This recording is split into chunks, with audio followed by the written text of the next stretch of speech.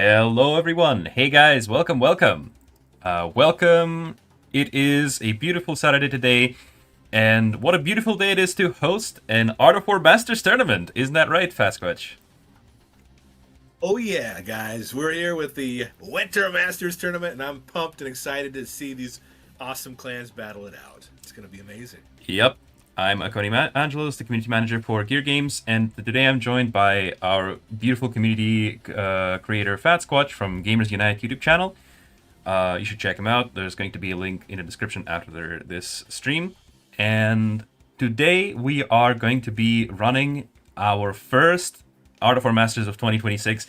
In our plans for 2026, we did promise that these tournaments are going to become seasonal, which is why we're now hosting it in winter. There's going to be also a spring tournament, a summer tournament, and a fall tournament. Very cool. That's awesome. Mm-hmm. Sweet. Let's. I'm excited. It's been. I was really excited. I enjoyed watching the battles from the group round. That was really cool. Oh yeah, absolutely, and it's good that you mentioned that because some of you guys watching might not be aware of this. That we actually had a group stage this time. There was a bit of a change. I'm going to turn on the brackets here. No, not here. Let's turn them on this screen.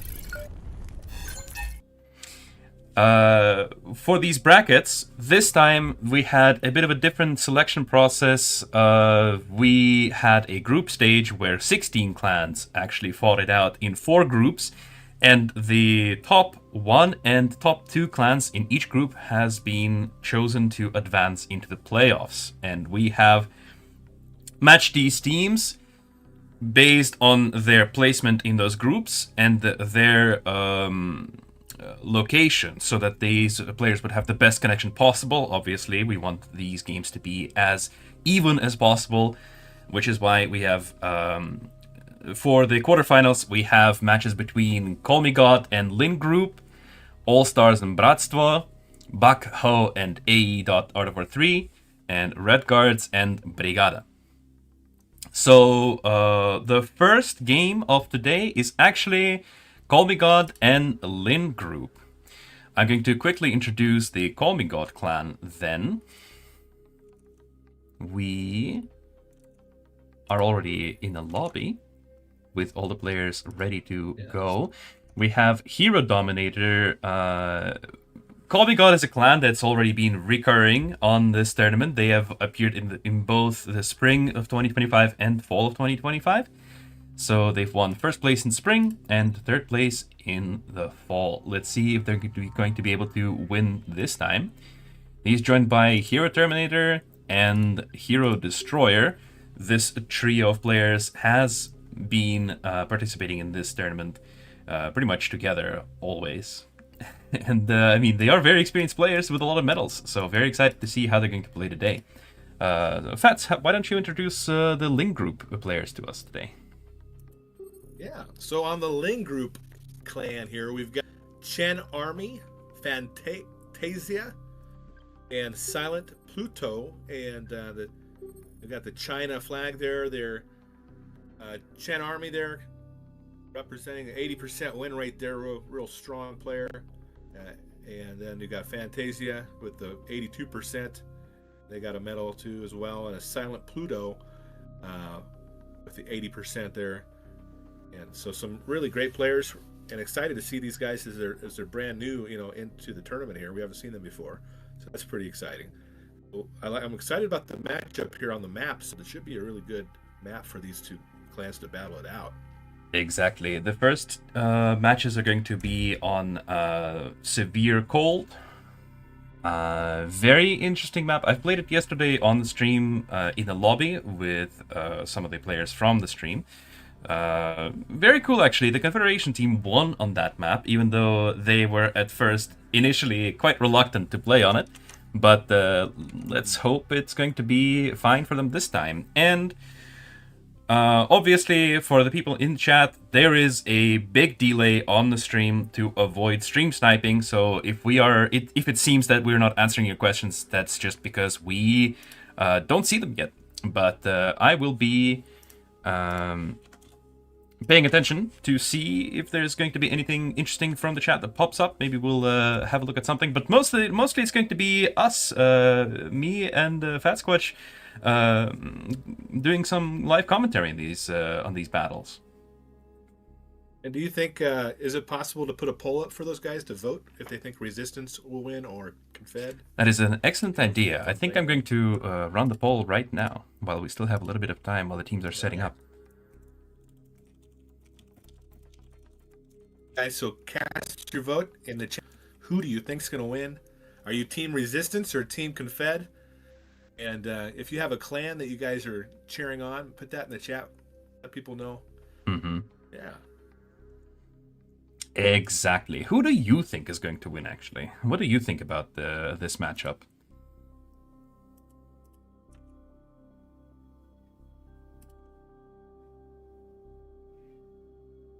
Yeah, the Call Me God clan, man. Those guys are always competing and showing up, and yeah, they're great competitors. They do a good job. It's always fun to watch them play. Mm-hmm. They're really good at. I mean, they play really well together. Yeah, that's very true. It's all about that teamwork. Teamwork is a big deal when it comes to 3 versus 3 tournaments or any kind of team tournaments like this, and then timing. You can just tell at this level, rank 24 to equal lobby. It's always about the timing too. It's crazy, but this map is always, I think. Correct me if I'm wrong, but I think Hero Destroyer and Silent Pluto are going to be in those corner spots, so they'll be wanting possibly to go air. That's what a lot of players do. Mm-hmm. But it'll be interesting to see what they do. Some players, they go all land, and then you've got that extra, the extra units on land. So it'll be interesting to see what these two clans decide to do there. Exactly. It's going to be quite exciting, and I think you're completely correct about the teamwork aspect of this map and this mode in general. In Equal Lobby, the teamwork is really what is the big deciding factor. Actually, on yesterday's stream, I've hosted a couple of matches, and both of them really did show the difference between having that strong teamwork and not having the teamwork. Not really working together as a unit. When the team works as a unit together, it's always so beautiful to watch when like land and air units and sea units all come together and they just crush any opposition that stands in front of them. It's always really a beautiful, beautiful thing to watch.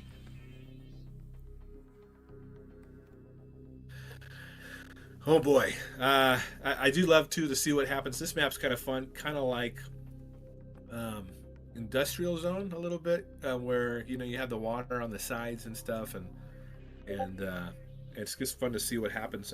We'll see. Sometimes nothing happens in the water on this map, but sometimes you have a player that decides to go water, and they put some Vikings or some alligators in the water, and that can cause a lot of problems with the base on that left or right side. So it'll be fun to see. Indeed. Here we go. Here we go. We are in the loading screen now.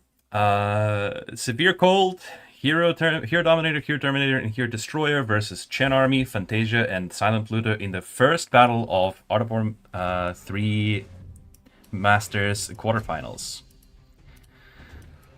Yes. To introduce the teams once again, we have Hero Dominator as our blue Confederation player, Hero Terminator is the cyan Confederation player. I've been corrected that it's not teal, it's cyan, so I'm trying to get used to it. And they hate me for it. They hate it when I do it. I say teal all the time. Hero Destroyer is our purple Confederation player. Yeah, but they can't legally say anything against me because I have color blindness actually. So if you're calling me out on mixing some colors up, you're being ableist in the chat, and we don't stand for that. That's right. Why don't you introduce the Resistance team for us? On that right bottom corner there, right side, we've got red Chen Army, and they're getting their HQ up to level 2 there, trying to get some things going there.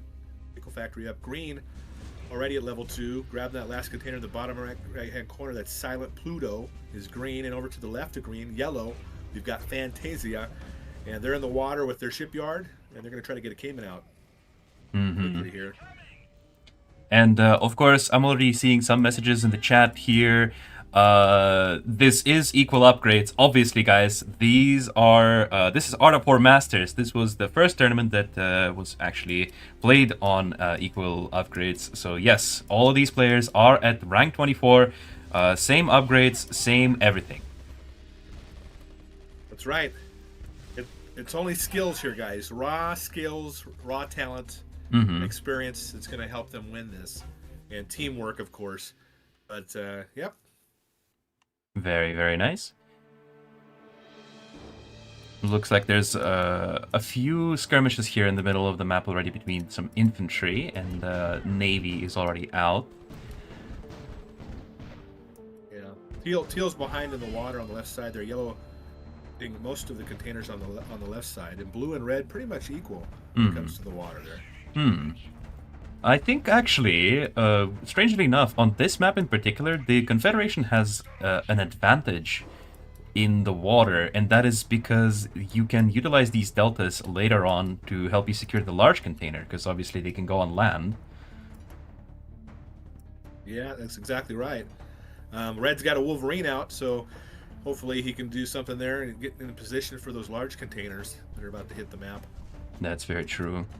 I see people are doubting Lin Group here, but guys, Lin Group had to go through a group stage of the tournament. They had to face other very, very strong clans to get here, so don't write them off just yet. They might surprise you. Yeah, that's right, guys.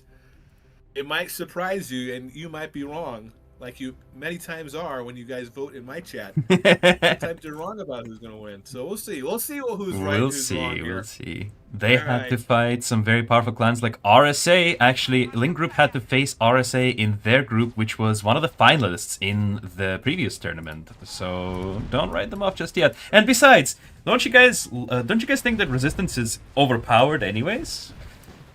That's right, Imba. Resistance I know there's Imba. some Resistance players in the chat. Put your fist in the air, come on. There's a bit of an engagement here. A scuffle in the top right corner of the map. Two Wolverines. One already is down, though. Some Aaron, got some Hawk and Vertex action up there, too. Yeah. Look at this beautiful micro for the Hawk and the Vertex. Very nice. Purple is ahead a little bit, though, the two Vertexes, right? Yep. I only see one Hawk, maybe. Well, oh, and it's gone. Oh, it barely escapes just on time, sending that Vertex back home to resupply and heal up. It was Looks like the Teal. I'm sorry, not Teal. CN. Got the container over on the left side. Yeah, it seems like it. Yeah. It's a really, really tight skirmish, though, in the top right. In red, just barely captures the container. Look at that. Wow. We'll get that other one. Yeah. Beholder's out for blue. Yep. Currently, he's just kind of flying around. Triggers the invisibility here from the Hawk.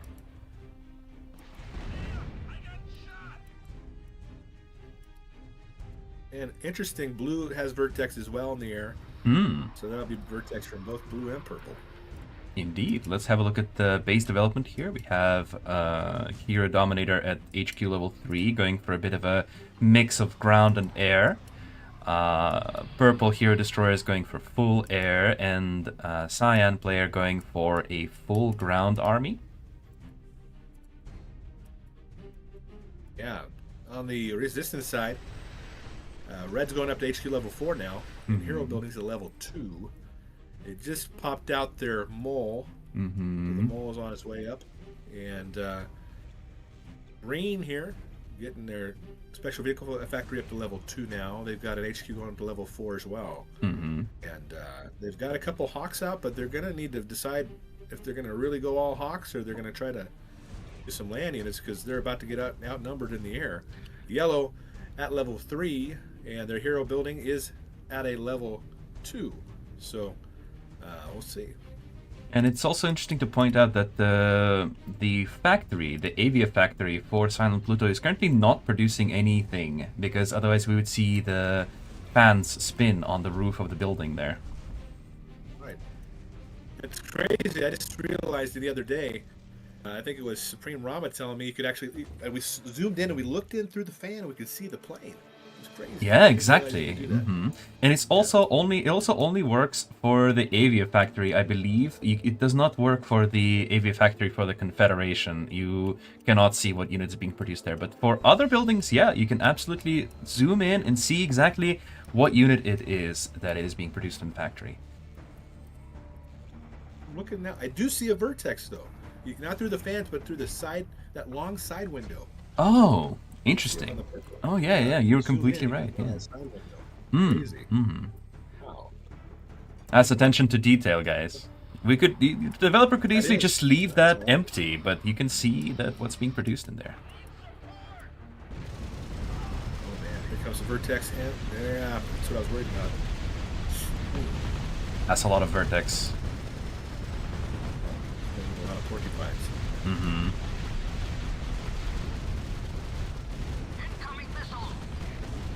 These heroes are working in tandem as well, but one Seraphim already goes down.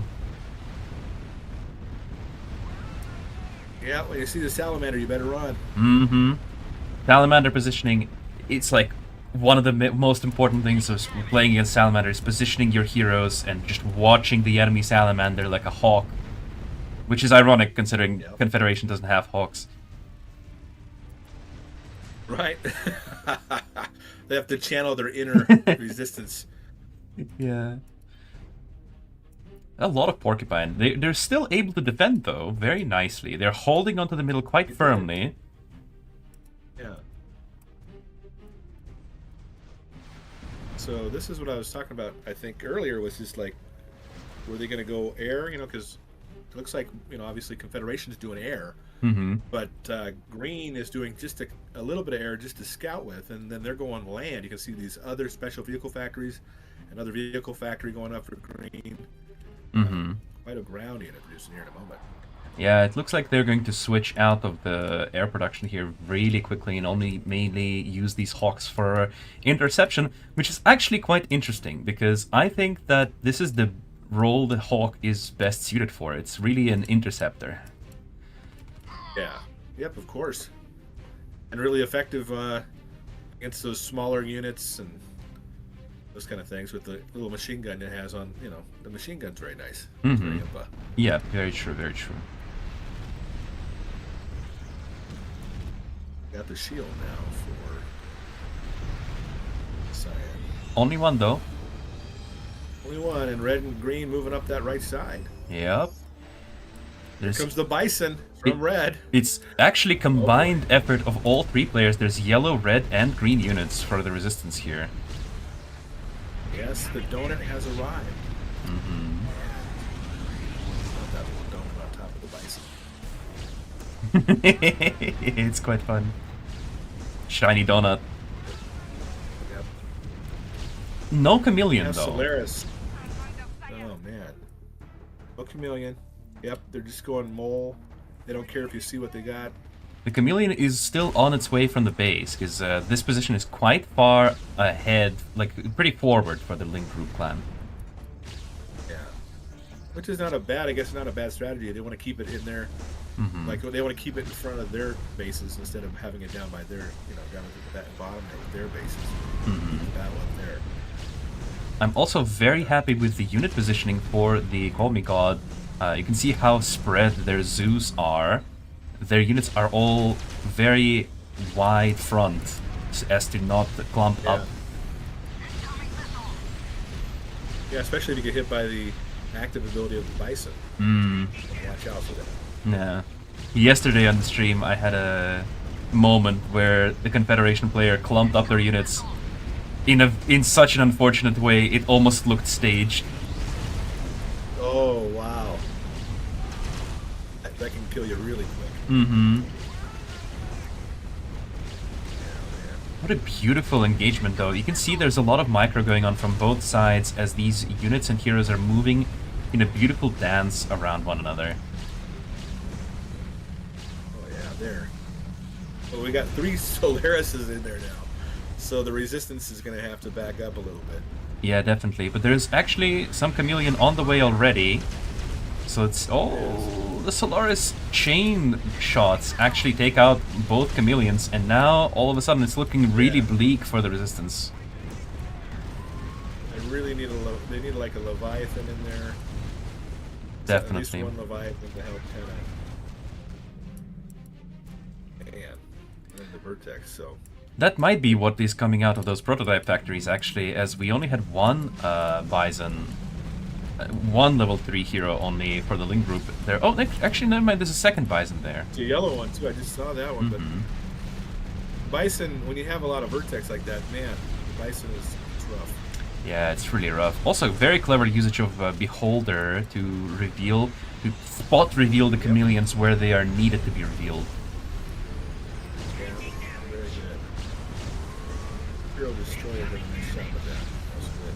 Textbook dismantling actually happening right now on screen.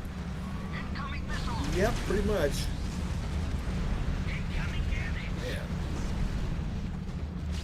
The Solaris are being used with surgical precision to take out key units of the Resistance and keeping them on the back foot constantly. Yeah, what's interesting about it is the Mammoth, you know, besides having air units attack the Solaris, the Mammoth actually are a really good unit for handling Solaris because of the distance. That's very true. Distance and yeah. I don't really see any Mammoth in this one, but Green's got another Bison coming up. Yeah, I don't think Bison is that good of a unit against 3 Solarises. Yeah, it's just not fast enough. It doesn't have the range. Mm-hmm. And also with this overwhelming amount of Vertex. Yeah, this is the thing. And if you go all ground and pound like this, it works, but you've got to really focus. You got to do it quickly, because once they get all those Vertex in the air, it's kind of hard to. That's true. Battle. There's just nothing that the Link group can even do against this wave of Vertex at this point. Yeah, man. Rough game. I would not want to be on the receiving end of this. This is scary. Yeah. Woo. Yeah. Trying to hold the line, but they chose that red side. That's the side they decided to go with. Maybe it was just because that's where the pressure was coming from. They decided to stay on the right side and go for it. But man, this is just textbook Confederation play, though. The Call Me God clan is playing as a team, as a solid unit. Oh yeah. Every player has a role, and they fulfill that role perfectly. We have the Vertex player handling surgically removing all critical units of the Resistance. The Solaris taking out the chameleons. Yeah, and it feels like there's this non-stop Vertex because Blue has them too. Mm-hmm. So just constantly up there in the air, and there's Very no true. answer for it really. Mm-hmm. Very true. And it's actually Blue has a lot of Vertex, in fact. 2 full airfields of Vertex, as well as Purple having a ton of them. Yeah. Yeah. Man.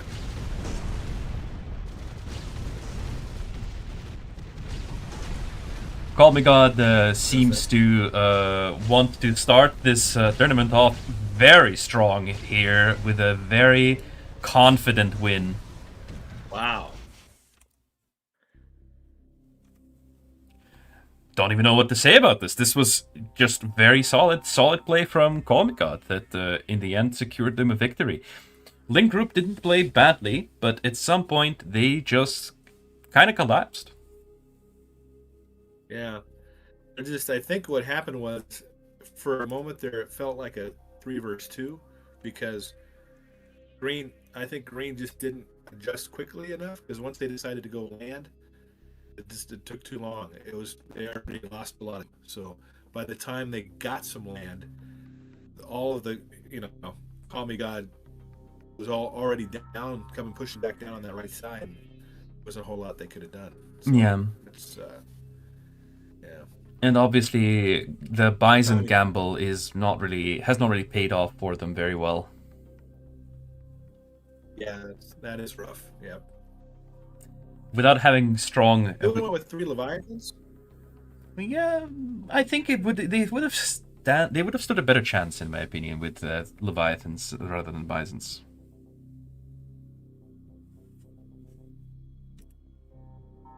Oh. Yeah. All right. So while we are fixing the next match, we're going to go on a short break. We'll see you guys in just a couple short minutes. We'll be right there.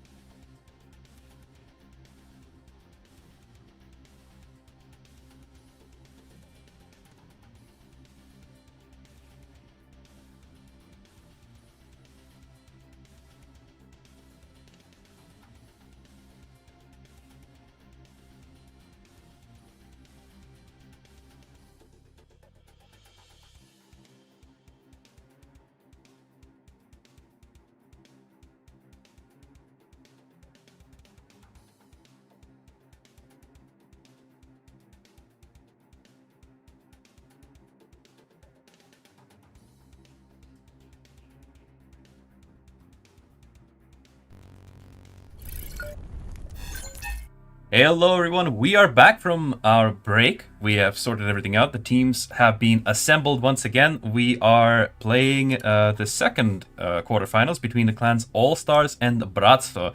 And why don't you introduce us to All Stars this time, Fats? Oh yeah, the All Stars. That's right, guys. You guys know who they are. We got Toon Army. That's right. They got a bunch of medals. I mean, each one of these guys, Toon Raider and Toon Maximum. These guys are part of the Toon family, and you should check them out on YouTube. They got some great content as well. But yeah, great players. They're very competitive. I'm really excited about this matchup. Lots of medals here. And on the other side, we have the Resistance clan BRATSTVO, featuring LSD, a very experienced player with a ton of medals. Why the Red Kingdom, who is also a very famous content creator. Everybody knows him, so I'm sure you guys all are aware of who he is. Doesn't need any further introductions. And Usama, who also, I believe, doesn't need any introductions. All these players are very well known in the community, so we're going to hopefully see a beautiful, beautiful game from them on the map Seclusion. A different map this time. The next map is going to be once again on the previous map, and the fourth match of the quarterfinals is going to be on Seclusion again. So I'm going to signal... So like back and forth, they're mixing it up a little bit. Right? Yeah. Mixing it up for the quarterfinals. And then the semifinals is going to be played on the same map. So I've signaled the rest of the players that we are all ready. Okay. The interesting thing about this map is that the center is so important because you have those players that are in the front. Kind of whoever ends up controlling the middle there really has a lot of leverage and can control the rest of the map a lot of the time. Yeah. So it'll be interesting to see who can hold and control that middle of the map there.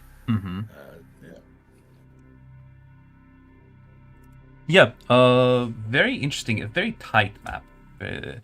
With a very little distance between the teams. So it's going to be a meat grinder.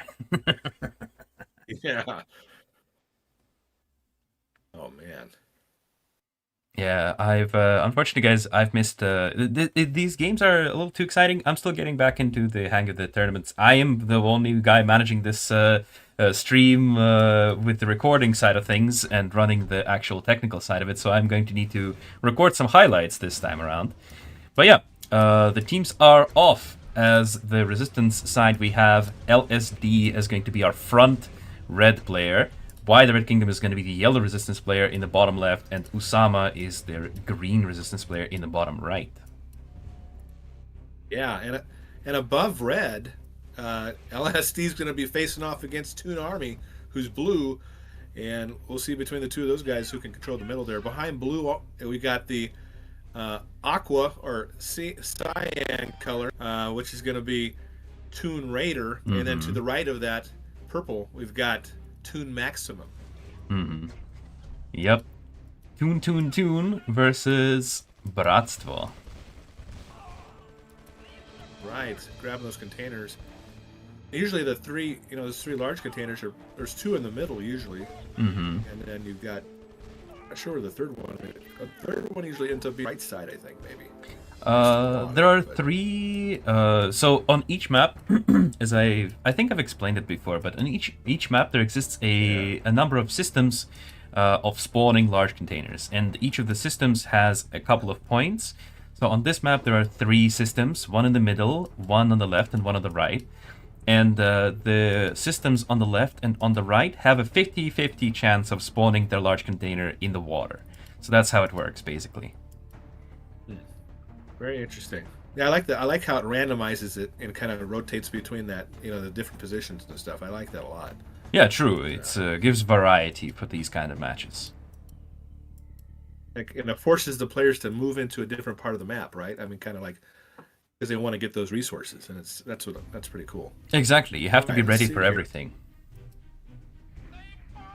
People going up to HQ level 3, and so is the cyan player and the blue player. Fast headquarters, and so for the Resistance side as well. By the way, I do like this low ground sniper tower. I noticed that on this map in particular, the Resistance players like to place this a low ground sniper tower for vision of the middle area. Yeah, it does help. That little town. I feel so bad about the little town. Hopefully they evacuated. Hopefully they evacuated everybody before we started the battle. Yeah, I hope so as well. This town is in the middle of the right in the middle of the action. I also hope that these houses are all insured. Yeah, we'll see. I mean, yeah, hopefully you gotta have some good insurance. But yeah. A wasp is destroying a delta on the right side. Yep, there we go. But yeah, right now it's kind of this. I was gonna say, nice thing about the wasp is, I've noticed a lot of resistance players now don't even. Some of them just don't even go into the water. They'll just get a wasp out and they'll go grab those containers with the wasp. Yeah. Don't worry about it, right? Yeah, that's very nice actually. If it does spawn in the water. This time though, both containers on the left and the right spawned on land. Wow. 2 Cerberus and a bunch of units though are going to make sure that the container on the left is going to go to the Confederation side, I think. Oh yeah, big time. At the same time, the Cerberus, is he gonna claim all of the containers here? No, he's gonna be stopped by the Wolverine. He might still kill the Wolverine. Okay, never mind. Yeah, so resistance getting the one on the right side, Confed getting the one on the left side. Yeah, exactly. All right.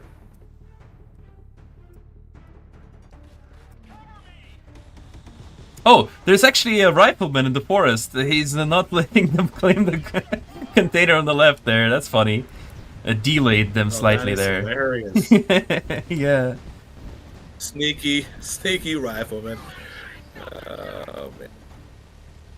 Still got discovered, but, you know, it's kind of funny.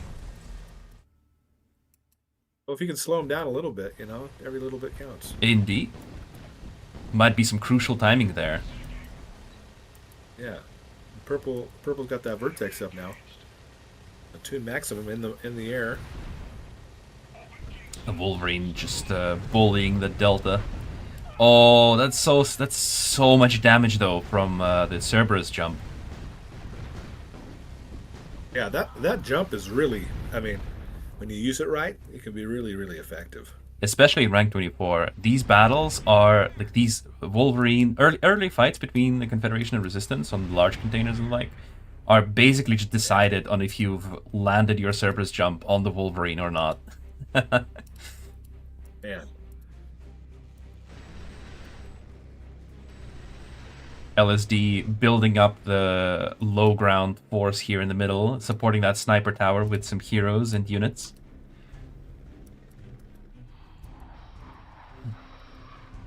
Wow. Both teams are kind of just waiting it out for the other one, though.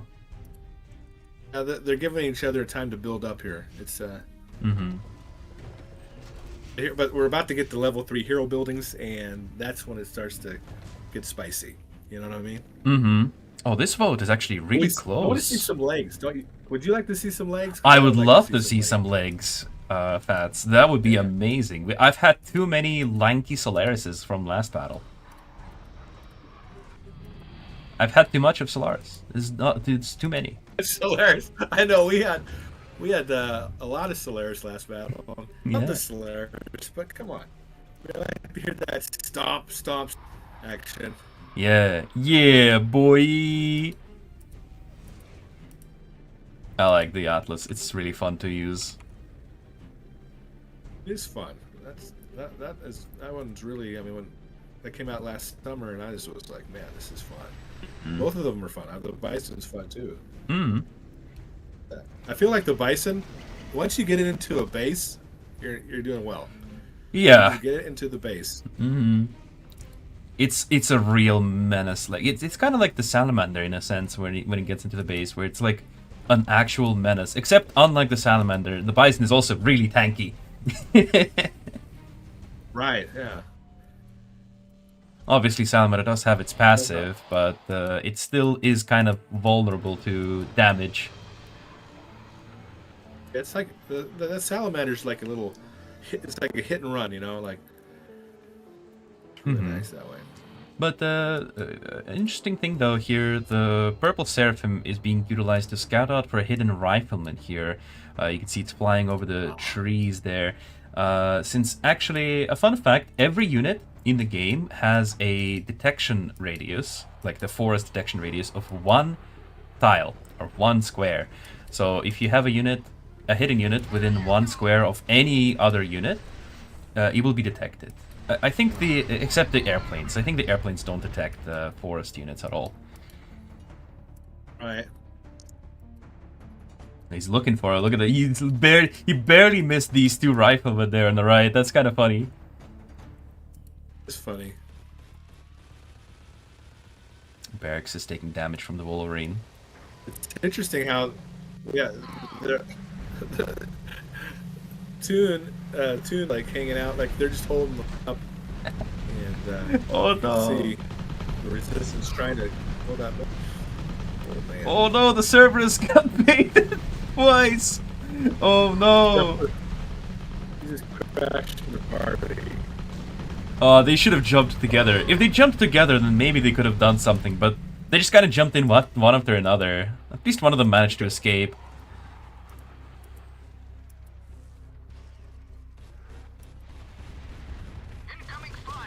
There's a suicide jump right there. Red Bison's out there though. Bison's coming in. He's resistance. LSD is setting up. Oh, look at the pathfinding on that chameleon. Oh yeah. Right. Yeah, they're setting up in the siege position here, but it's a very aggressive siege position. Actually, we do see some legs.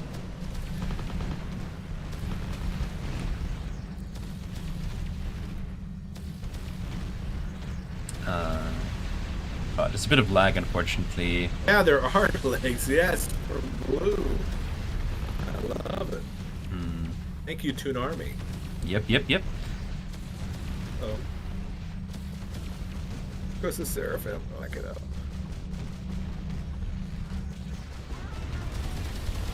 Oh, beautiful Atlas active, dealing a lot of damage, but not quite enough. Oh. Yep. Interesting though that there's a lot more Hawk actually in this battle than the last one, as their air war is Hawks happening. Trying to come through to help out, but they gotta watch out. Anti-air, typhoons. Yep.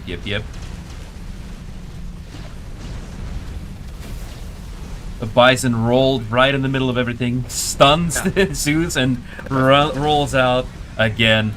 Actually, why the Red Kingdom, you know. Yeah. They're pretty good in the air, so I can see why they're doing it. It's not just Why the Red Kingdom, though, that's in the air. We also have Usama, who's going for a little bit of Hawk action. And actually, there's a sneaky maneuver on the right. 2 Bisons, as well. here we go. Oh, man. Snap, crackle, pop. Indeed. There's a sneaky maneuver here by Usama going on the right. Green. Yep. Yeah, there's unfortunately we have a little bit of a Bison in the cloud. Unfortunately, we have a bit of a communication issue between me and Pats, so our commentary is slightly overlapping, but hopefully it's not going to last very long.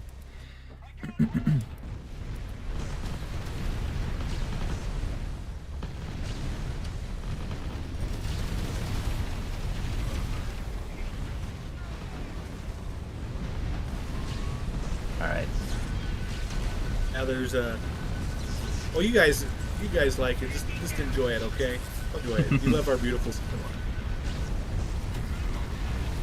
on. Nice. Very cool engagement here in the middle of the map, though. Right. Resistance is pushing into the Confederation side, and... this is what I was talking about. Offensive base there. Yeah, exactly. There's a lot of Hawks and Vertex in the air. This is still anyone's game, though. It's not decided yet. Interesting use of the Psion active. It's only stuns a couple of heroes, but still pretty good. The Psion auto attack is actually going to be very crucial here. as it does also slow it's attack speed for all units that it hits.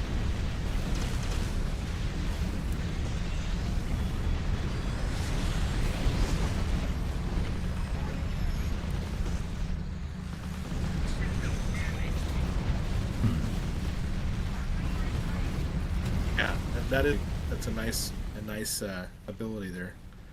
And thinking, this is what I was talking about, because we front the right side, purple was busy trying to the right side, and then that'll let them push the middle. So now they're really having a hard time in the middle. Mm-hmm. Resistance is kind of able to push their way up in there. Yeah. That's The Vertex, though, are also not letting up. They are Wow. trying to pick off the units that are not in this gigantic fog cloud.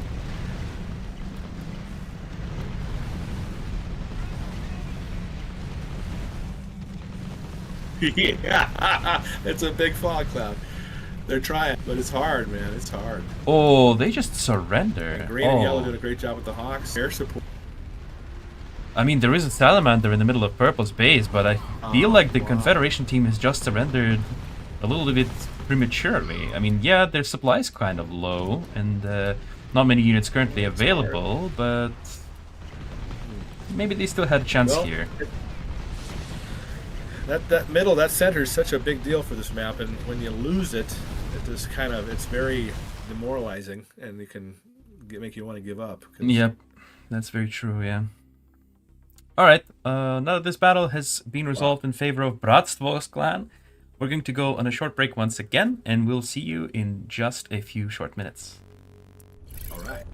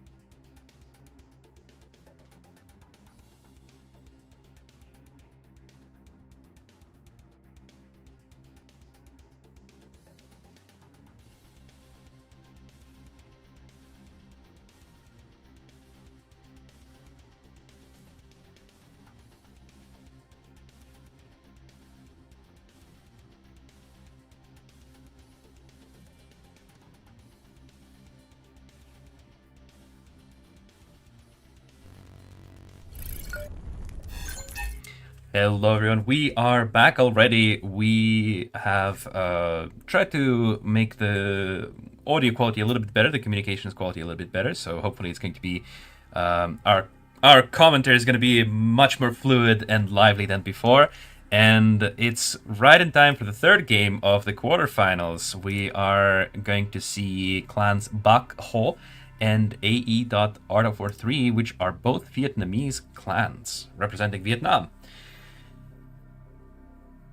Yes, very awesome. I mean, two Vietnamese clans, two amazing clans, by the way, going at it on the severe cold map. I'm excited. I'm really excited, guys. Yeah. Why don't you start by introducing the Bak Ho clan then for us? Yeah, we got the Bach Ho clan. First in the top spot there, Prime. Oh yeah, Prime is really amazing, amazing player. Lots of medals there. And then we've got Trung Ho Tiger AOW3 with that 80% win rate. Lots of medals as well. And then we've got An Dong 16. I think I said that right, hopefully. Lots of medals as well. Playing for 7 years. They got the 7-year medal. Yeah, 7-year award. That's pretty sweet. Another thing to mention about Prime is that, interestingly enough, he does have an award for a contest winner. So he has won one of our community contests in the past. Yeah, I saw that. Wow, that's cool. Very interesting. And on the resistance side, we have AE.Art43 clan, also a Vietnamese clan. They all have VN in their names as well, which is a very, not so subtle hint of what country they're from, as well as the flag. Right. VN NVP AE is a medalist player with a lot of experience. Mango AE, also a 7-year-old player. Not quite literally a 7-year-old player, but he's been playing the game for 7 years. I do hope he's not actually a 7-year-old, because that would be not really good for ratings-wise. Go to school, kids. It'd be pretty impressive, though. It'd be pretty impressive, though. Yeah, it'd be pretty impressive. And Hoa Ang Hong, also a player who's played at least for 7 years, with a lot of medals behind their belt. Wow. And the map for this one is going to be Severe Cold once again, which is the same map that Call Me God and Link Group played on. I've seen you guys have mentioned in the chat that you think that the Seclusion map is not Confederation favored, apparently, even though it's pretty. The only thing about that map is it's just close. The bases are pretty close to one another. What do you think, Fats? Is the Seclusion really Resistance favored? My opinion is this: it's all about the center on that map. So whoever can take the center and hold it, they win. And that's what I think anyway. And that's what Resistance did. They took it, they held it, and then they put the pressure on them in the middle. And that's really what you got to do. That's true. Yeah. I mean, it was just a very slow and steady push. The Resistance played in the air quite a bit better, in my opinion, than the Confederation did. So they just slowly overwhelmed their opposition. Yeah, exactly. And now look at this. We're back on this map, Severe Cold, and it's going to be interesting to see what happens here. In the bottom right-hand corner, I've got purple Andong 16. Above purple, we've got blue Prime. And over to the left of purple, we've got the aqua or the cyan color, Trung Ho Tiger AOW3. Grabbing containers, here we go. Grabbing containers, here we go. Exactly. That's kind of how the early game goes. And in the top left corner, we have NVP as the red Resistance player, Mango AE as the yellow Resistance player, opposite of him. And in between of these two players, there's Hoa Ang Hong, the green Resistance player. Everyone is just gathering containers. What do you think about the early game of Art43 in general? It's very fast paced, isn't it?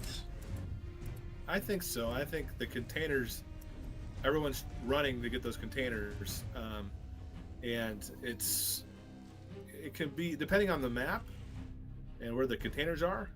It can make it really interesting. This one, there's also you have the containers in the water, so you got to go into the water, otherwise you're going to give the enemy those extra resources.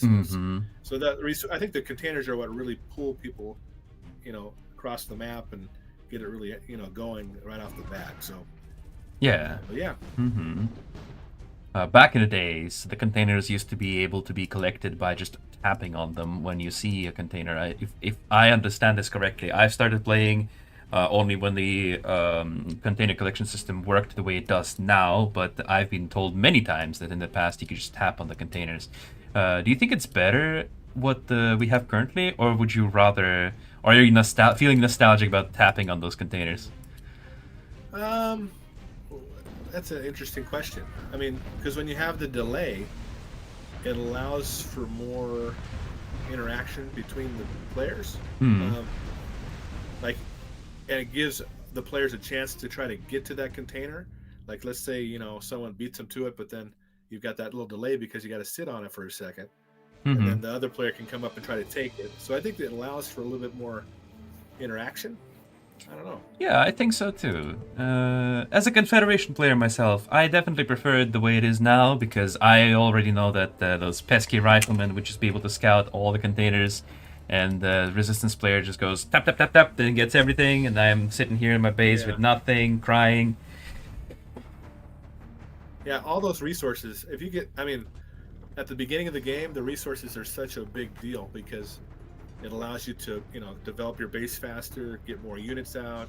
Like it's a big deal. So I think in that sense, it really did help a little bit with giving everybody the opportunity to grab them.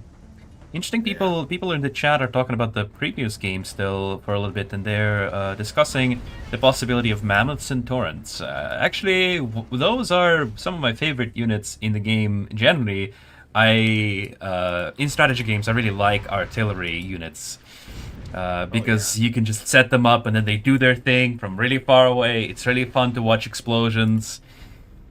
And they do it. They help a lot. They really do, especially like I said before, Solaris, the mammoth really is a kind of a secret weapon. If you have a few of them, you can help keep Solaris at bay because they don't want to come in range. Yeah. And they, it kind of helps a little bit with that. So. Yeah. And the torrent is a little bit more difficult to use. Yeah, they're great though when you're like if they're clumped up, those torrents can tear them up. True. Tear them up with that rapid fire right there. They got a lot of splash damage. True. Unfortunately, though, in the current state of the game, clumping up units is really a strategy for defeat.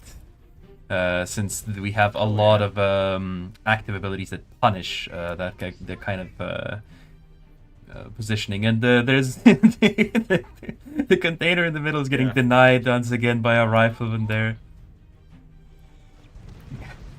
Yep. What a meanie. Yeah. I don't think anyone could actually even spot this rifleman because he's just perfectly positioned in the middle of the forest. That's so funny. That's hilarious. Purple's like, what is going on? No, I think he knows that there is a rifleman in the forest, because the Cerberus did move for a second towards the trees. He didn't discover anyone there, though, so I guess he was just like, alright, I guess I can detect anyone there. Wow. That's why you need the Beholder. If you had a Beholder, you could easily spot that rifleman. I'm just gonna force fire. Oh no, he's trying to force fire the rifleman. The rifleman is not there. Oh, he found him. Oh boy, that's it. But rest in peace. Does he understand though? I don't think he realizes, because there's no feedback when you're actually hitting a unit like that. He wouldn't know that he's actually dealing damage to the rifleman. So I guess he just assumed that there is no one there. That's funny. That's really funny. That's hilarious. That's hilarious. A little bit of a skirmish happening between this several units in the middle of the map. Nothing too spectacular.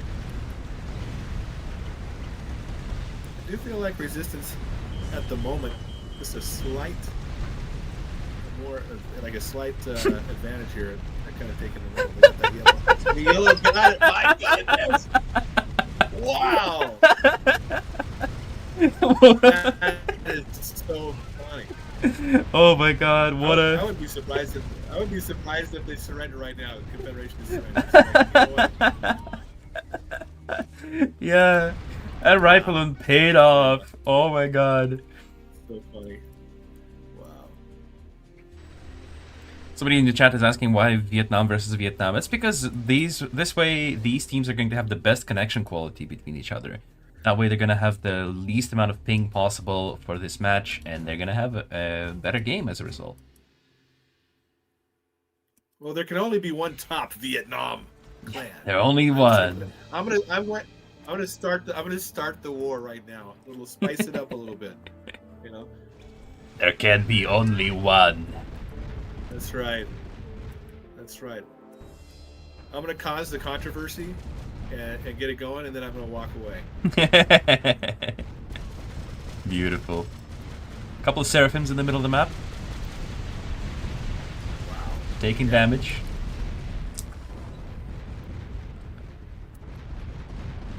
Not really able to achieve much. These Seraphim haven't really done anything except take a bunch of damage.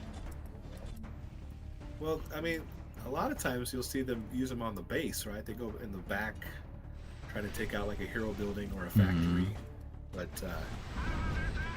I think what they were trying to do here is they were trying to replicate a tactic that the Call Me God has used in the previous games, is push forward with a couple of Seraphims and try to deal significant damage to units, like thin the numbers, cull the herd a little bit. right, yeah. Because that's kind of what they do, is they like surgically eliminate enemy units and thin the enemy army down. Yeah. They did that really, really well. In this case, it looks like Resistance though is not going to give up any ground. They're holding it down there, and they're going to just keep on sending more reinforcements in. True. Let's see if this kind of positional warfare is going to pay off for them, considering they don't have any artillery. You know, the name of the positional warfare is artillery, and they don't got any. It would help a lot, because they could actually fire over the forest there. Yeah, exactly. Yeah. And with these riflemen acting as spotters, they would be doing a pretty good job spotting targets for the artillery here. If we had any. It's like the SpongeBob meme. This is where I... No, not SpongeBob. What show is it? This is where I would put my artillery if I had any. I forgot what show is that from. It might be SpongeBob. I don't think so. Ask the chat, I don't remember it. Chat, if you know which TV show is the meme, this is where I would put my X if I had any, let us know. Yeah, let us know. I was going to say, though, I bet you probably could figure this out, but I would imagine that artillery is probably the least, like the unit that is used the least amount, or maybe it's Dragonfly and Cyclones. I don't. It'd be maybe between the two. Maybe those are. Yeah, the top clans don't like using them. I've noticed this is a trend in Art of War Masters in particular, is that there's very little usage of Mammoth or Tauren. But in just random stream games that I sometimes just pull players to play in, they do like to play with those kinds of units.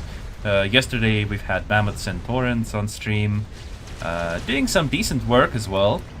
On this map actually we've had some Taurens deal a pretty good amount of damage. Oh, a beautiful Bison hit there in the middle of the entire army. Jeez. See, this is what it is. They were trying to hold on until they could really get the going here with the Bison. That Bison just tears them up. Yeah, and then he goes back to the mole and chameleon protection. This is kind of what you really want to do. This is the perfect situation for the Bison, right? Exactly. There is, however, a sneaky surprise waiting for the Resistance if they're going to delay for much longer on this map. Well, see, now you have yellow down there, right on the left side, kind of pushing, and then red now on the right side. In order to stop that surprise, they're gonna have to push in pretty deep. Yep, they're gonna have to go in all the way. Yep, I don't even know it's coming yet. I wonder where that space strike is going to land, though.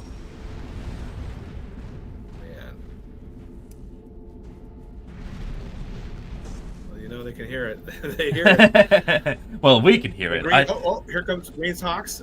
Oh, no. I don't know. I was wondering if Green was going to try to go for it. I actually don't know. If you're on the enemy, I don't think you can hear it being prepared. No? Oh, you can't? I don't think you can if you're the enemy.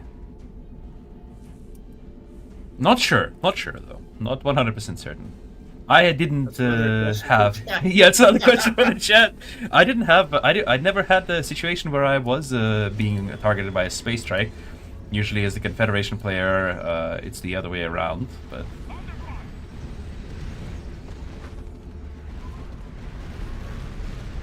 these armies are moving back and forth, poking and prodding each other to see what they can get away with. A lone shield is going to get sniped by a salamander, a little bit out of position. Hawks engaging with the vertex. Oh, they spotted it. Oh my goodness. It's firing. Oh! Oh no, did they cancel? Right on time. Beautiful takedown. It was just on time. Wow. Wow. And now the Resistance on the offensive, realizing that one of the Confederation players is down 40 supply from that space strike. They're gonna go on the offensive now. Bison actives fly out there, frying some of the units. Holy cow.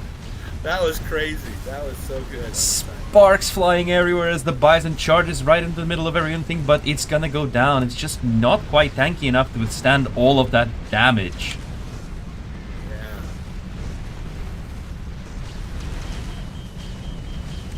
Resistance heroes going down. Yeah. Ryan. Yeah, that's it.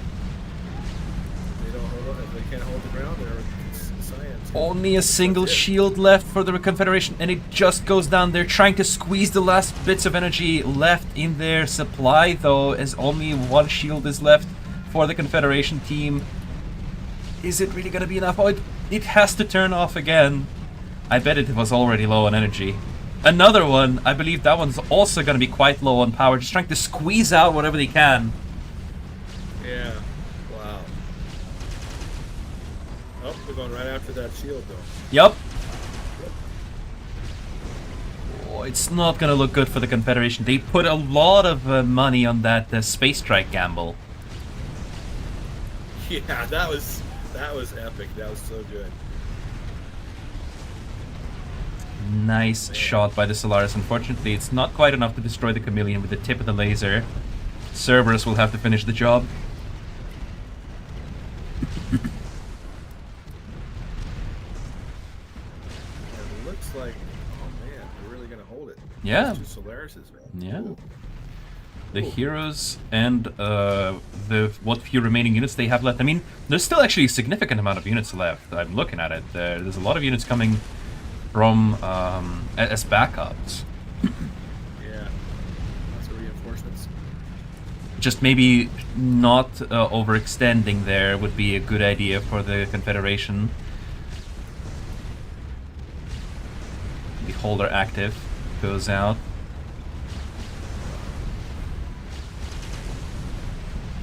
Beholder is valiantly sacrificing itself in order to soak up some of the damage and deal out what damage it can. I feel like the Hawk player Green needs to go after the shield. Yeah, that's very true. Yeah. Just take it out because now that the shield doesn't shield itself, right? So, Yeah, especially since BACH clan doesn't really build a lot of them, and they are keeping them very separate. A Bison rolls right in the middle of the army, but once again, with no army support. I mean, there's a second Bison. Mr. President, the second Bison just hit the Confederation army. Yep. Got a donut delivery. Mm-hmm. Oh, man. Here it comes. I mean, it does the job, though. I mean, if they go in there and they tear it up. Yep. So, I mean, it can hold them off a little bit. Cyan active fires off, but it's not really going to be able to do much. What Right. what happened to those turrets? The mole just placed 3 turrets behind the trees and they immediately evaporated. Wow, I don't know. That's crazy. I can hear it again. The sound of surprise package. Gamble number 2. Yep, Purple's trying again. If they hit the Oh, they're units, going for it. They're going for it. The Hawks are flying after it. I guess that might answer the question, actually. They probably can hear the space strike being prepared. Oh, they cancel it. And down it goes. Which is interesting, because you think, what sound does the nuke make? I'm not sure. Not sure. I don't think I've ever heard it.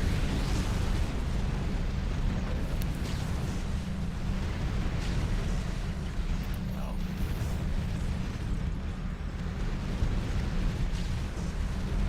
Don't forget to smash that like button, you guys. Oh, yeah. You guys are enjoying the battles. These epic fights. And don't forget that this is just the beginning. This is still only the quarterfinal battles. We're gonna have semifinals today and epic finals tomorrow. So stay tuned. Right. Subscribe to the channel. Follow the news. Ring that notification bell. Wow. Man. Okay, now they're pushing back again. They've got a red bison in there again. I'm really surprised that. I mean, I guess not. There's a lot of vertex, but still, one Leviathan would be nice. But I think it would help a little bit, maybe. Perhaps. I feel like in this situation, though, these bisons are being controlled really well. They're doing a really good job. Even though a lot of bisons have gone down, they're still pressuring the Confederation just enough. You're right. I mean, yeah, they're doing a good job with it.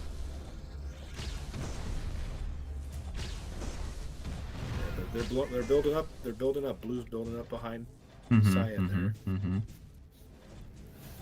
Yellow. There they come. Okay. Another one.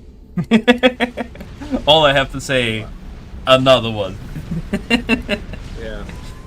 At the same time, though, the Confederation is trying to distract the resistance team by beginning an assault, but all of these units are so... Oh my god! Oh no! Oh no! They are all melted! Oh my god! Oh! Sweet mother of Clump! Look at that!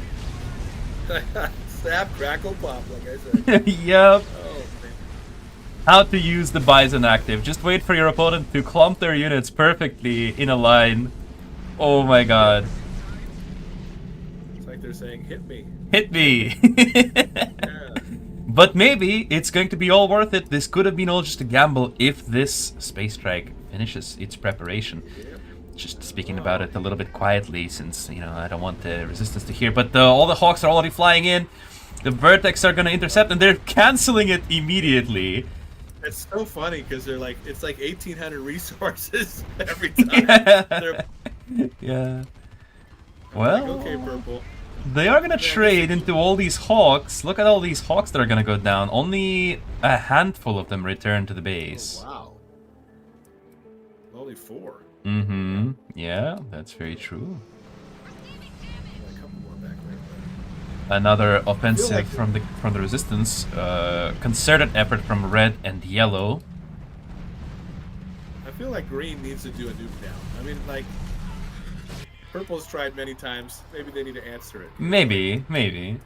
Let's see what they will do, right? See what the Confederation is gonna do if they are going nuke.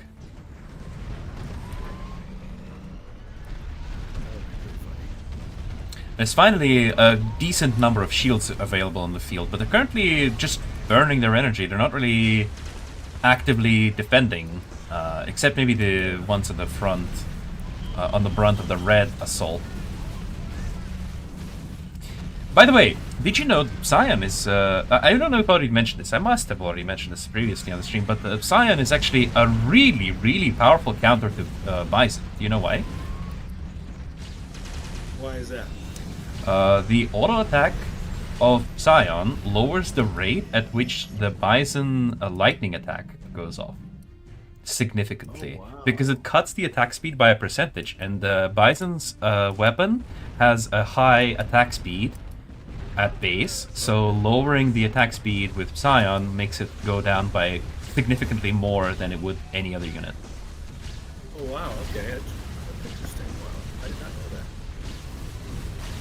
Look at that. Fun facts from Icania. Mm-hmm. I love it. Little tips. Confederation guys, I'm with you. I've been trying to cook some things how to counter Bison. Free tip: use Scion to lower its auto attack speed. Don't clump up as well. Look at all the resistance players are like hate you now. They're like, no. No, buff Bison.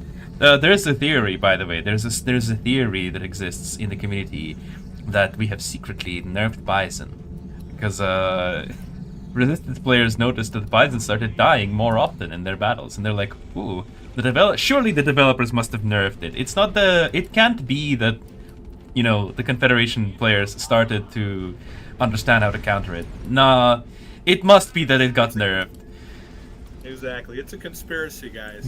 And even though there's no proof of it, it still has to be true. Yeah, you should be very upset, Resistance. There's people in the chat who think that the Resistance are watching the stream and that's how they know about Space Strike. Guys, there's like a 5-minute delay on the stream.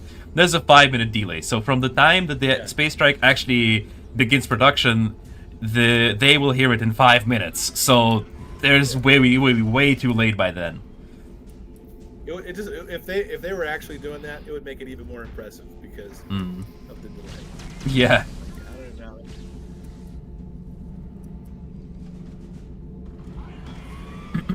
Once again, the Resistance teams and the Confederation teams are dancing around each other. Confederation is on the defensive there, holding their ground. Bison active into clumped units. Guys, come on!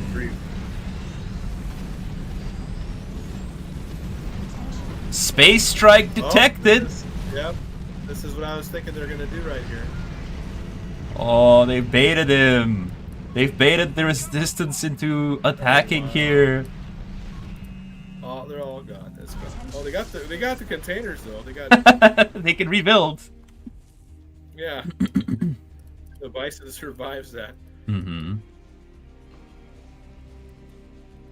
But see, they're all going to go to that left side, and they forgot about red. Yep. You got to stay back, blue. Stay back. Oh man.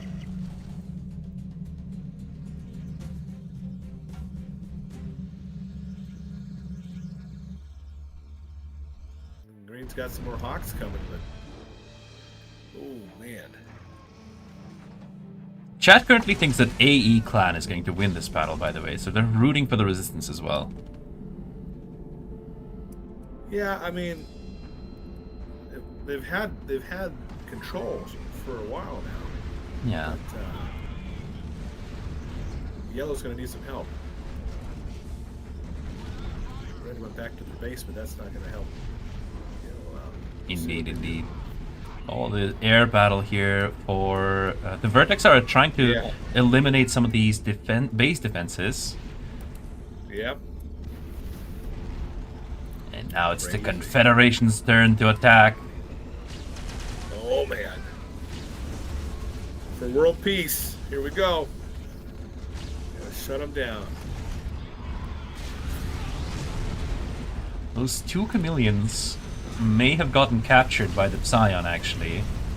I think that's exactly what happened, yeah. Oh, it looks like the Resistance might be cooked here, chat. I'm not sure. This is not looking good. The Beholder scan right in the middle of all these units. Red made one mammoth for you.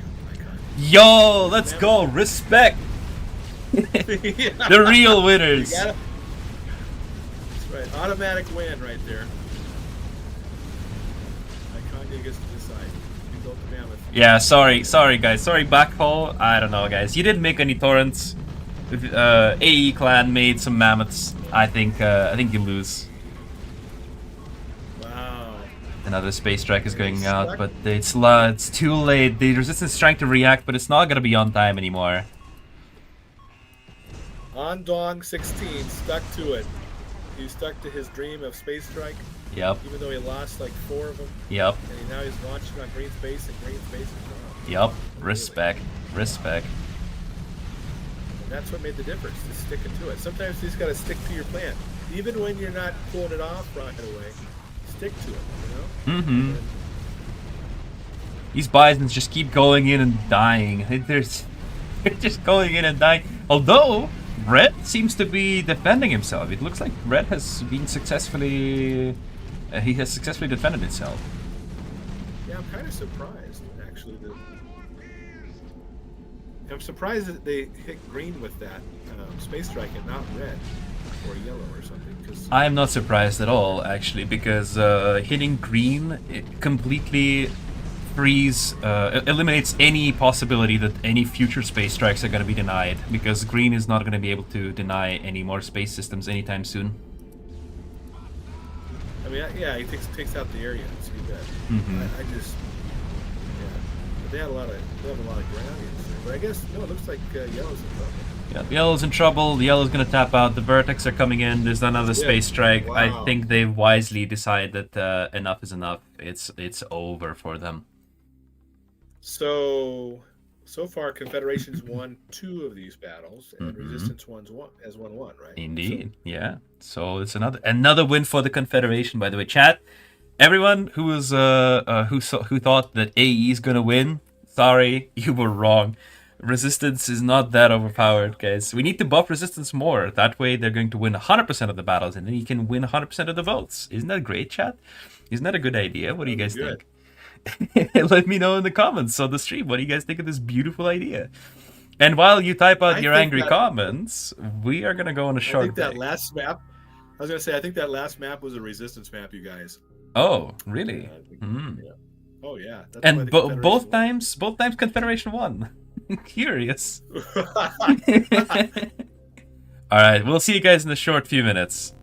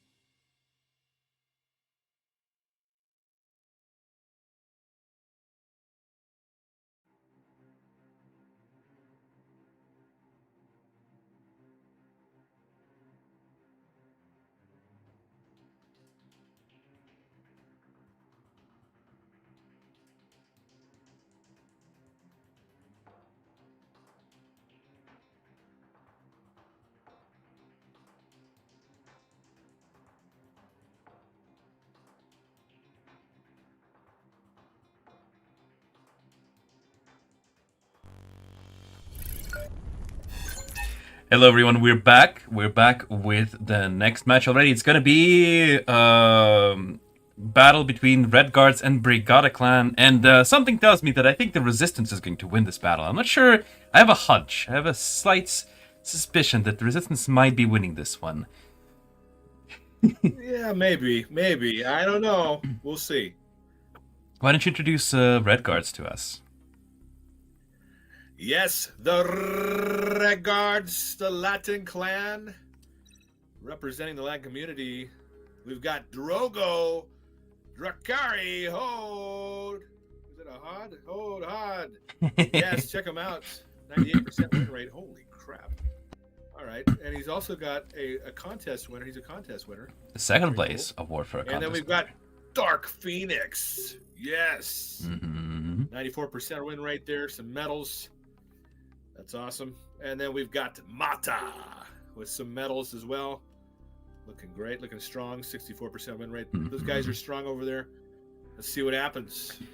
And their opponents are the Brigada clan, headed by Adam 1994, a respectable player of renown with a lot of medals behind his belt. Also Technar, with award for contribution to game development, which is one of those awards that is honestly, I don't know actually how to get that award. It's a very old award that was given out to a very few players. That's how you know that this player has been in the game for quite some time. And Negative, seemingly an up-and-coming medalist, only 3 years in the game compared to all the other veterans here, but already featuring a lot of medals, including Blitz Wings of Defense in Star League. Pretty exciting game on our hands here, I think. Seclusion. People are saying that this is a resistance map. Other people are saying that this is a Confederation map. I think this time it's gonna be a resistance map for sure. And if it is really a resistance map, then we got ourselves a very interesting battle. It's going to be good. Don't forget, guys, get your snacks, get your drinks ready. I got some water here in this big glass mug. Yeah, you see mine? I got mine too here. Hell yeah, the big thermos. Nice. Oh, it's branded. Yeah, nice. Beautiful. Yes, yeah, you like that. And yeah, pop some popcorn, guys. There you go. Get ready for some epic matches. Teams are confirming their readiness here, and the battle is go. Oh yeah, and the fun thing about it is, guys, because we have the same faction battle, we get those special colors. Oh yeah, the unique colors, the colors that you rarely see anywhere else.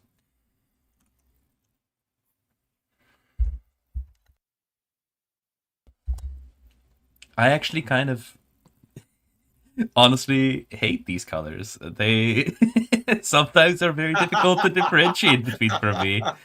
But once again, that's a me thing. You have something against pink? Come on. Not necessarily. Just very hard when it's pink and what is this even? Light blue on the same team. Yeah, blue. Yeah. Yep. But yeah, we have. For you, I guess it would be hard. I guess because you said. Yeah.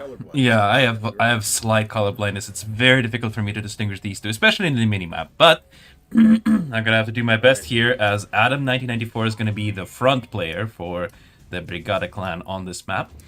Technar is going to support him on the bottom left, and Negative is going to be the orange resistance player on the bottom right. Yes, and at the top, red for the Red Guards.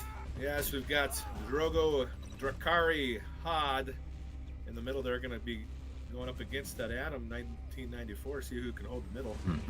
Above red there to the left, we've got yellow, Dark Phoenix, and to the right, green, Mata. Mata, our young talents. Everyone is just scouting out, getting their containers sorted. No pesky deltas to worry about here. That's right. We're just frolicking in the forest, running through, grabbing containers. just you know, living their best life. That's right. Interestingly enough, Drogo did not opt in for the low ground sniper tower, and Adam did. Yep. And that's gonna cost him. Or will it? I mean, this Coyote is basically a sniper tower on wheels. I guess so. I've seen it where people have like built into, like when you just like you put another construction yard down and you go right into town. Oh, And you just take over the little town. You take over the town.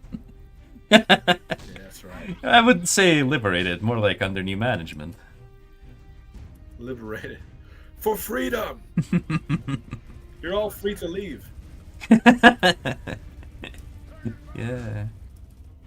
We are going to free you from yourselves. Caimans That are would be kind of a fun around. animation if you guys, you got to talk to the dev team, and just like whenever like at the beginning of the battle when they first go into towns, all the little townspeople just run away. That would be funny, yeah. Like a little animation thing on the No! Just run for the trees. Yeah. That could be funny. I don't know. I don't think it's going to be implemented, but it sounds funny. I like the idea. Yeah. You can dream. You can dream. We can maybe use it in a video somewhere if we ever feature this That map. would be funny, yeah. The first heroes are already out. Yeah, first heroes, yeah. For the moment there, I got scared because Adam destroyed his low ground barracks, and I was kind of scared that he's gonna start destroying his other buildings too. It was he got rage quitting from losing one sniper tower, but no, thankfully that's not what's going on here. These are professional players after all. Yeah, they don't do that. Yeah. A naval engagement on the right side of the map as orange and green Caimans are shooting machine guns at each other. Yeah, a lot of Cayman action. That's that's fun. And then the sound they make when they're firing their machine gun is so nice. So it's got a real nice bass to it.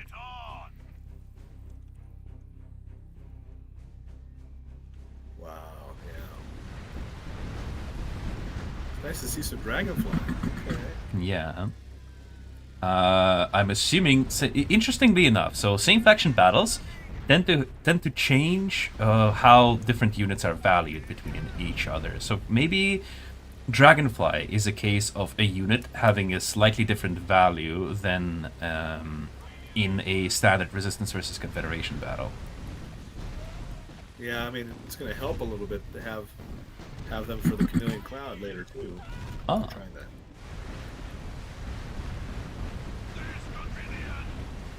The pink player is going to collect a lot of containers here along with his blue brother. Oh boy. You call that damage? Yeah, I like that one. It's going to take a lot of duct tape. It's gonna take a lot of duct tape. Yeah. Shout out to duct tape. Oh, Oh, that's a lot of damage. How about a that's little a lot more? of That's right. It's gonna take a lot of flex tape to fix that damage. That's right. You guys gonna run any Valentine's specials? I'm just curious about Valentine's Day specials. Oh? What do you mean by that? Like on February 14th, because it's Valentine's Day. I didn't know if you guys were gonna do like any kind of specials in the store. Oh, we're going to have an event soon, around the same time. So I don't think we're going to launch anything for the Valentine's Day specifically, because we're going to also, since we're also going to have an event start very soon after that, there's not really much of a point. Oh, gotcha. But at the same time, in the game, there's a big engagement in the middle over the town. The battle over this town here, seemingly ending in favor of Khal Drogo. Oh wow. Yep. Okay, Resistance is pushing in there. Dragonfly goes down to a Wolverine. Iconia, speak in your Russian accent, says someone. No, why would I speak with my Russian accent? This would be very silly. I only got a few words. It's like spasiba and privyet and как дела. That's basically all you need, really. I mean, where's the bathroom would be good too, probably. Yeah, but you could say, you could point. You could make some. You could make some signs and then say "spasiba," and that would be good enough. Oh, gotcha. Okay.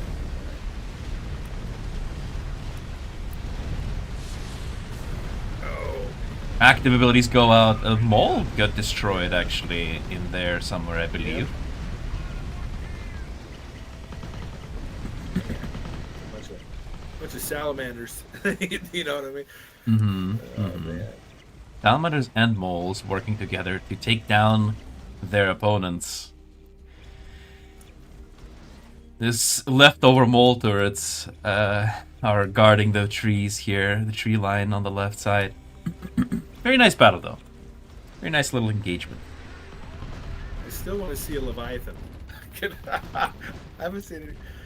Give me a Leviathan. Give me a big pink Leviathan. Yeah, true. I mean, we did buff the Leviathan a few months ago. Where is it?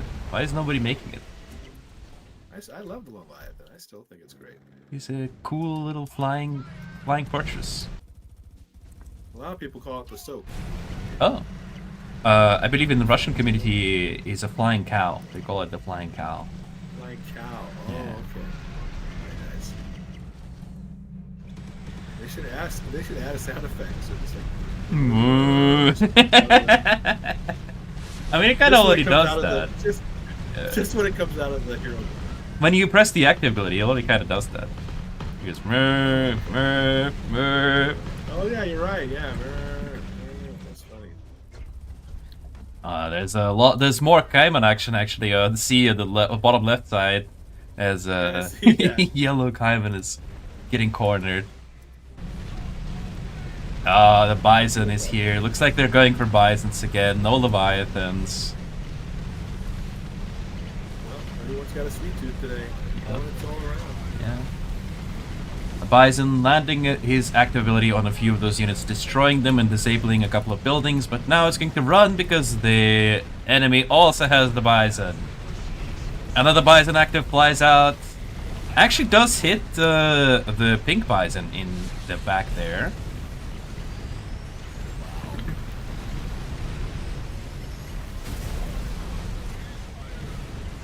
It is pretty colorful. Yep. Yeah.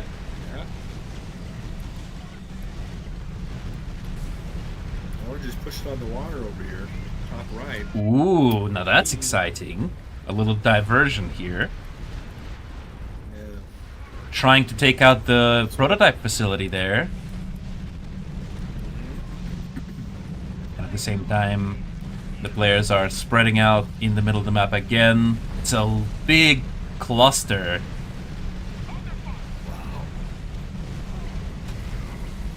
More Bison actives flying out. Sparks everywhere. That's right. Another Bison active flies out. Blows up a salamander and a number of tanks. That was actually a very nice shot there. That is very nice. It's interesting. Bison is very effective when it's resistance versus resistance. It's really effective. Yeah, I mean, it seems that the volume of firepower is just that much lower when it comes to dealing damage to units right in front of them.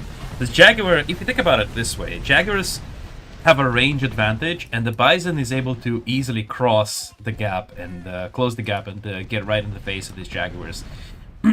Whereas the Zeus, I believe, deals more upfront damage with each shot. But they don't have as much range. So when you have the Bison taking damage from a number of Zeus, it's actually significantly more damage than from the same number of Jaguars. Yeah. That's a good point. I gotta tell you, Green's in trouble though over here. He's having a hard time. Oh, there's a Leviathan. There's a Leviathan. There's an orange Leviathan in the air. Oh yeah, thank you, Orange. Thank you. Thank you for spicing it up. Well, otherwise it would be all Bison. Oops, all Bison. There he goes. The big orange cow. Yeah. They were able to take down the prototype facility for the green player, and now he's trying to rebuild it here at the back of his base. I think that's where Orange is trying to get to. He's trying to get back. The Leviathan there? He's trying to sneak the Leviathan around there? He's trying to help a little bit, but I think he's going to move. Oh no, he's moving into the middle there. Yeah, he's moving it to the power plant now. He's going to bite off chunks of these buildings with his autocannons. I'm impressed with the Wasp and the Salamander from Orange. They're just teaming up like that. They're doing a good job. Yeah, and there's no real response here from the green player. There's nothing that he can do currently. It would seem that oh no, Pink Bison's in the back. Is it? There. Oh, it is! Oh my god! Wow. This is exactly what you were talking about earlier with the Bison getting inside of your base, just getting it in there. Yep. Yeah, Green's in trouble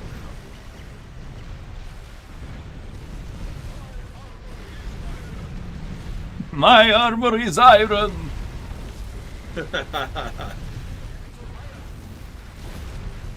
We could hear the Bison operator having tons of fun there. Yeah. That is so good. Actually, I like the Bison operator. I like the look of it. It's pretty good. That was a good one. Yeah, yeah.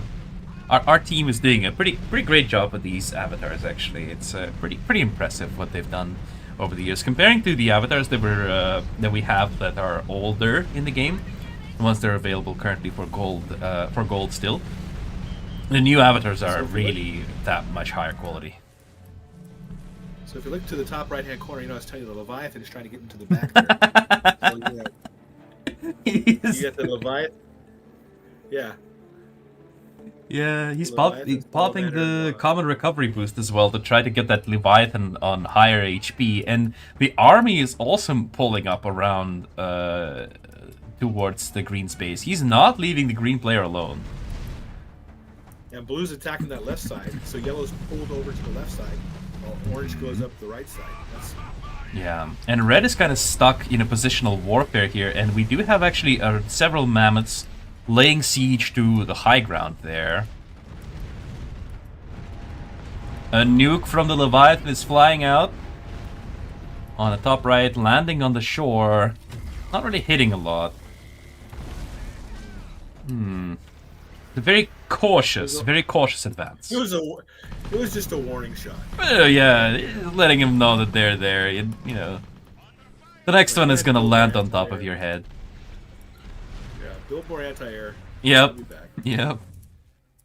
He's actually putting power plants next to the shoreline. I don't know if that's really that great of a choice there. Oh. Interesting interaction there. Did you see it with the salamander going underwater? Oh yeah. Yeah. It was getting targeted by the other salamander, but by going underwater, it was able to effectively dodge the shot there. Yellow seems to be pushing back on the left side. Yep. And in the middle, we still have this positional warfare with cloud everywhere. Yeah. Yeah, this was pretty epic in the middle there. The melees between the bison and another bison. The mole should really join. Come on, send them all in for the melee. Well, here's the thing that pink and orange are not paying attention to yellow. Yeah. Blue lost the battle on the left side. Yep. He's retreating. They're trying to reform there. There's a few pink units getting into position to help blue defend himself.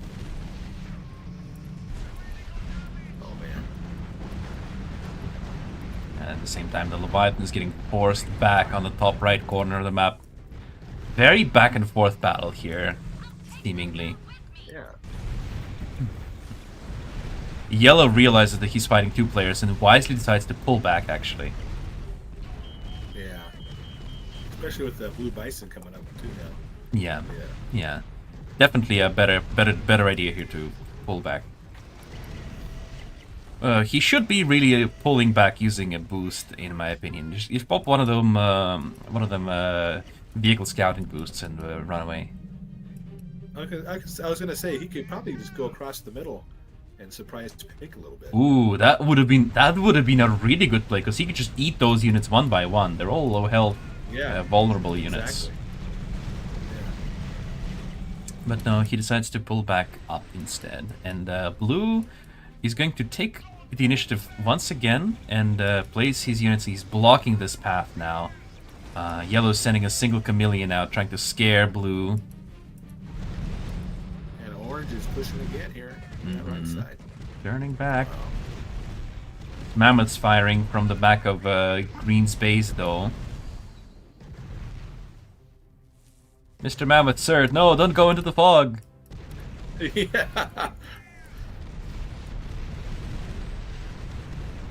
Now, the red player actually did kind of push in the middle here, but he's moving towards the right side. Interestingly, red is going to try to pincer orange together with green. Look at that. Interesting maneuver. He sent some units to the right, and now suddenly orange's army is in the middle of them. He's taking a risk, right? Because he doesn't have anything at his base. Pink's going to be able to move up in there. Yeah, and actually, no, it looks like I was wrong. Red is sending his forces back in the middle.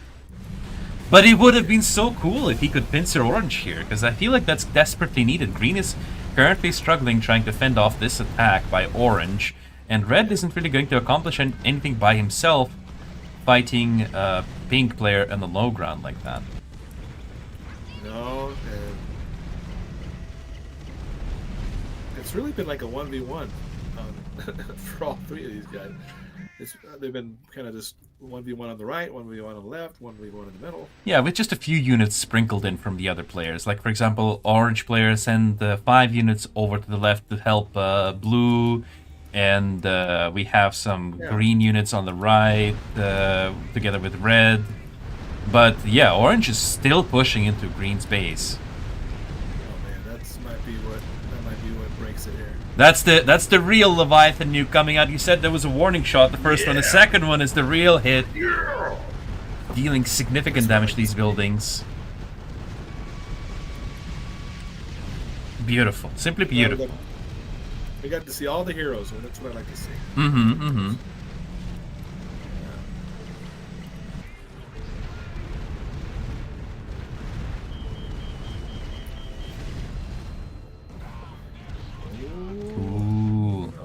Blue and pink are going to join their forces to try to push into the red base. Interesting. Orange is sending Albatross out, bombing one of the factories. There is also a wasp right on top of right on top of red's base here. Bison's just roaming around. Mole is desperately trying to defend, but I think 2 bisons do beat 1 mole, I think. Red is in big trouble. Red is in big trouble, as actually his forces got intercepted by orange and completely obliterated. And pink and blue are pushing in. There is an attack. Yellow decided, instead of saving red, he's going to try to counterattack pink. Yes. These kinds of desperate maneuvers are... I'm not really a big fan of those. But we'll see. Maybe it will work out. Doesn't look like it, though. Red is losing his buildings very quickly.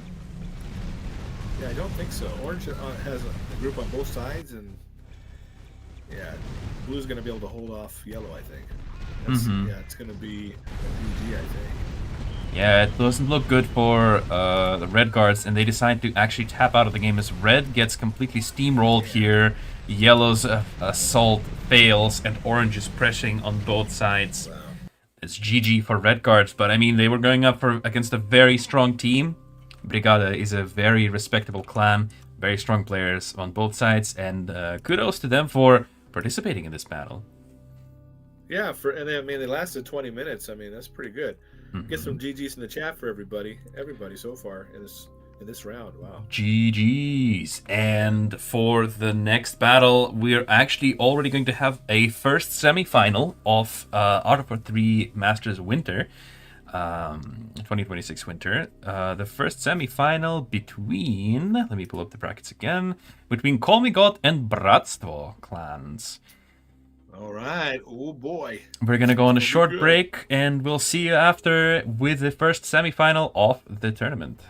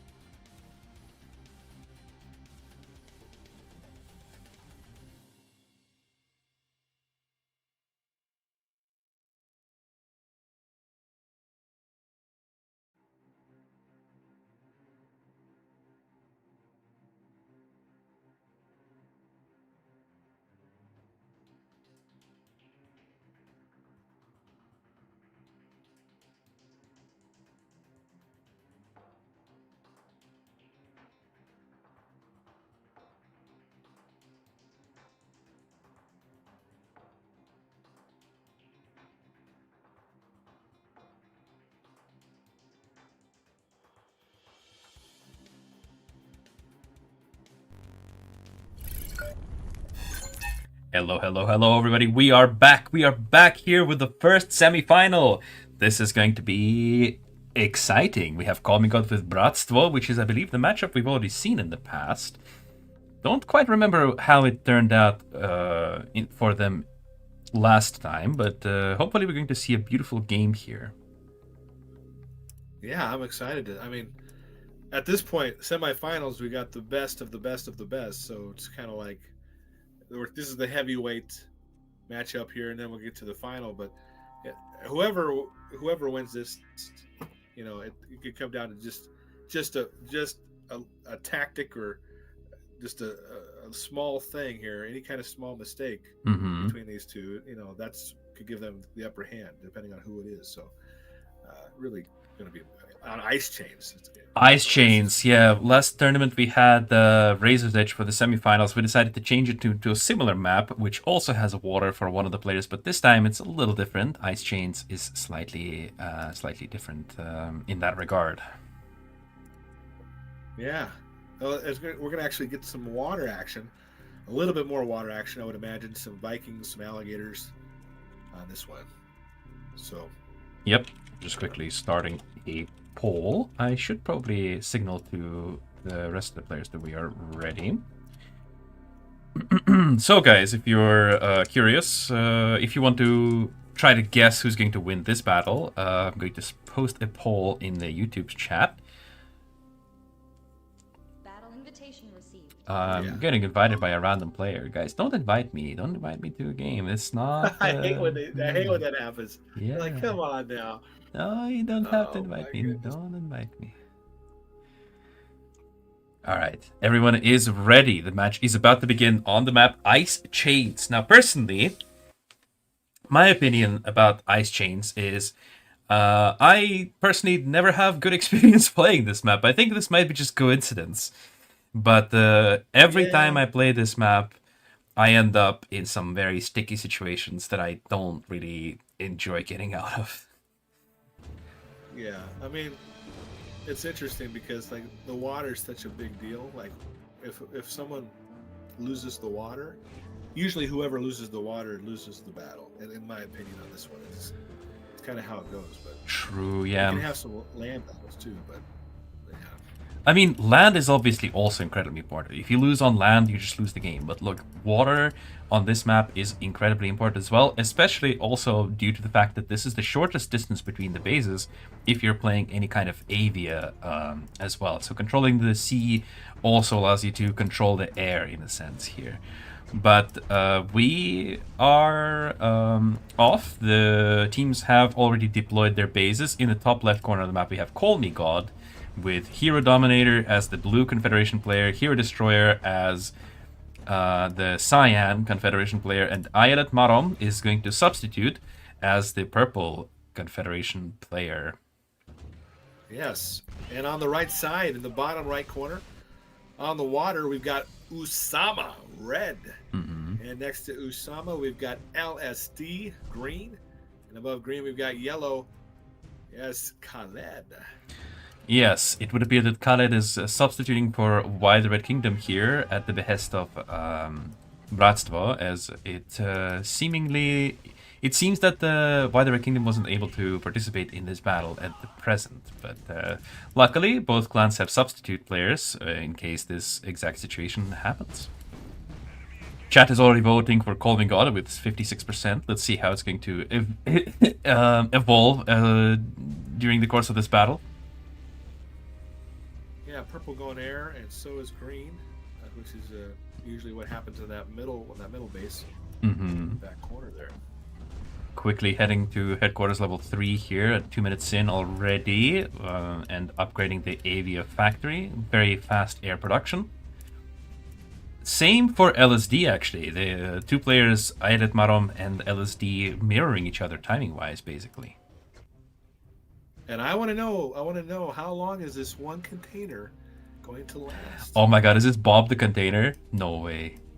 Oh, yeah. I never thought I'd see the day when Bob the Container would make an appearance on Art of War 3 Masters, but it turns out that Bob the Container, unexpected contestant, has decided to show up here. Sometimes when I host lobbies and players don't collect one container on the map, we call him Bob the Container here. But it's he's guarding the bridge. He's guarding the Bob is bridge. Thank you, Bob, for your service. Yeah, interestingly enough, usually you don't see this happen. This kind of thing happen where these professional players don't usually leave a single container around. Yeah, that's funny. We'll see if it's going to last, though. These naval patrols, the red hunting packs of caimans are scouring the waters over with the wasp oversight. And they've got it. Red's got an alligator out now. Mm-hmm. So First alligator's already out. Mm-hmm. Very true. These torpedo platforms might have to actually do some work, and the first container on the water has appeared. It's going to go to Usama here. The two other containers might actually go to Confederation. And Bob, careful, Bob, you might get spotted. Careful, Bob, you have to hide. No, you're gonna get spotted by the yellow rifleman. It's the end of Bob. It's the end of Bob the Container, chat. It's over. 07's in the chat for Bob. Goodbye, Bob. Oh man, GG, Bob. There's a bit of a scuffle for the container right in the middle. A Jaguar is actually going to come over to the top container as well to try to contest it. I think the Jaguar wins against 5 assaults, but I'm actually very curious to see what the outcome of this is going to be. Oh, with the Vertex, definitely the assaults are going to win. But there are more units coming, so it's not going to be too much longer for these assaults. Well, there's resistance, there's Confederation reinforcements as well, though. Yeah, I'm still amazed that there's no Vikings out quite yet.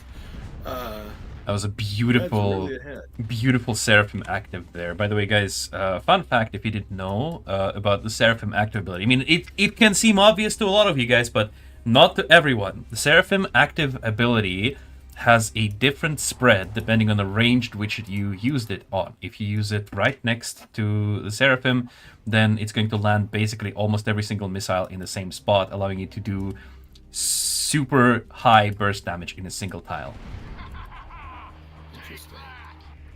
But if you use it at max distance, then the rockets are going to fly all over the place, and you can just spread out the damage like that. That's very interesting. Another fun fact. I like it. Yeah. Maybe newer players are also watching this stream. Not everyone is an experienced veteran. We are actually working on a couple of videos that should help newer players find their way around the game a little bit better. With some recommendations on what to do in the first minutes of the battle and how to develop your account just starting out. Yeah, and if you're a brand new player, the first thing you want to do is buy the starter pack. Absolutely. Yeah, I think so. That pack, it doesn't cost a lot and it really helps. It's a really cost-effective purchase. Yeah, good. It's great value. Now we got Vertex coming down from purple here to try to scout out the water for blue. Mm-hmm. The Cayman's going to also see the approach there. Red is giving blue a lot of time, which I'm really surprised actually, because blue's getting those torpedo platforms up now and be able to defend now. Oh, those torpedo platforms, we already had 2 torpedo platforms a couple of minutes, like several minutes ago, so I don't think early aggression from Usama would have done him much good, to be honest. But yeah, he's ahead still. Yeah, he's ahead in ship count, so he intends to stay ahead in ship count, which is probably a good idea. So what do you think? You think you should just I would attack from the top then? Do you think? Because you can come down the coastline from the top and only just hit that one torpedo platform. Yeah, it should be a kind of you should kind of try to envelop. I feel like the naval engagements come down to enveloping your opponent. It's a concentration of fire. Right, if your unit, several of your units can attack one enemy unit, then you're going to take out your opponent faster. It's since there's so many, you're fighting with very few unit counts on water. Right. So if you're going to be able to take out several, it's about also spreading the damage because these units are very tanky. if your units are spreading out the damage and not killing anything, then they're going to be taking more damage as a result. And with good micro, naval battles can be very, very intense.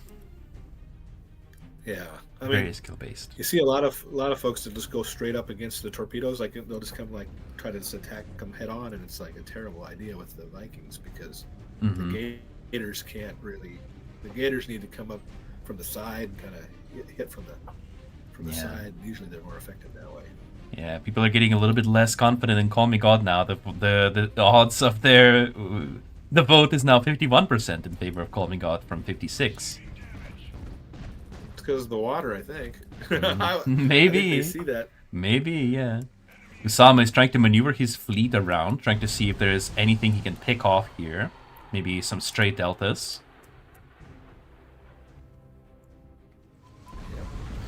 Take it right to the top there. Very coordinated usage of Wasp actives. And some damage on the Salamanders. These Salamanders taking out a torpedo platform. Nice. Yeah, great help from the Hawks, too. That was great teamwork. The Vertex are going to fly out and try to help there, but with the amount of alligators present and also the Hawk, it's going to be very difficult for them to fight. But the Solaris is coming up. Or if it uses the active ability... Oh, he's moving his ships. Usama spots it immediately. Right? Yeah, it would have been You're something right if he hit the entire line there, but Usama wisely moves his ships forward and dodges out of the way there. Yeah, and Green's doing a great job with the Hawks, too. Very, very nice naval support. Usama is going in for the kill, popping the attack boost, and you can see Beholder active goes out, Seraphim active goes out.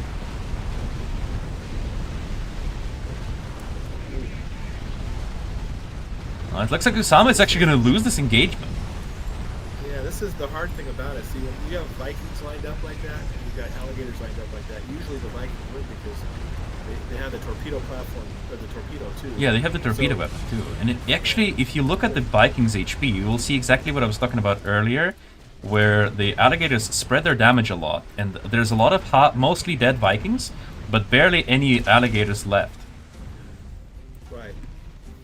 I feel like if the alligators maybe focused fire a little bit more during that engagement and were able to actually snipe out Vikings one by one, they would have done significantly better.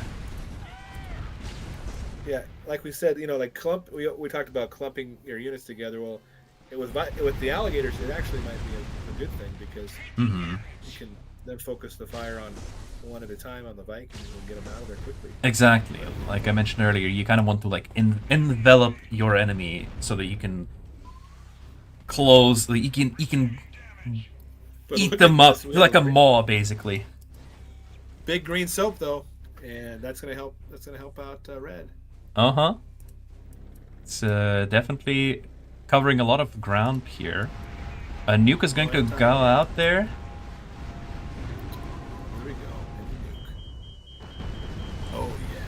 Takes out one of the Vikings there. Seraphim's going to go out and attack it, and the Vertex are also coming out there, taking significant damage from alligators though. Hawks coming in to intercept. Oh! Ooh, significant losses for these Vertex. Yeah, big time. Yellow is trying to sneak a group of units. Wow. Oh, wow. Because Cyan's out of position, kind of. I mean, they were defending that area on the right side. I don't know who's out of position here, honestly, because if Cyan can just send a couple of heroes to try to defend and push with this entire army forward, there's nothing at the Yellow's base to defend with. Since Red is focused fully on the Navy, and Green's Hawks are refueling on the airfields. Yeah, well, you're right. But Yellow... It's like wide open for Yellow on both purple and blue's base. Yep. I know. He's actually, yeah, he's also kind of noticing this window here where he can just roll in right to the front gate. Oh my goodness, Red Leviathan as well. Oh, yes. Hawks coming in to support this push, and Cyan actually decides to pull his army back and try to defend together with his allies here. Leviathan nukes fly out, and it looks like the yellow has successfully pushed all the way into the blue base. Wow. You know what actually, why that happened actually, is that the Call Me God clan did not have any scouts here on the low ground on this road. They weren't able to scout this push by yellow. They could have put even a single assault down here to see what the positioning of the yellow army was or what the movement was. Exactly. Wow. Luckily, though, all of the purple's buildings are all spread out, so there's not really any clumps for them to kill. It looks like even the X facility level 3 might survive. No, it goes down. Yeah, I think it was hopeful, but no, it doesn't look like it's going to make it. Yeah, there is Usama is eating Hero Dominator at sea, though, as there's only a couple of torpedo platforms left against what is it, like 9 alligators?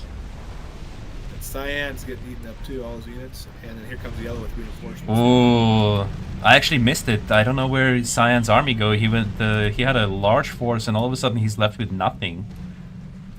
Yeah, he went by the water. Oh. The hill there, at the purple space, and went to the water. Interesting. Looks like Call Me God might actually lose this battle here.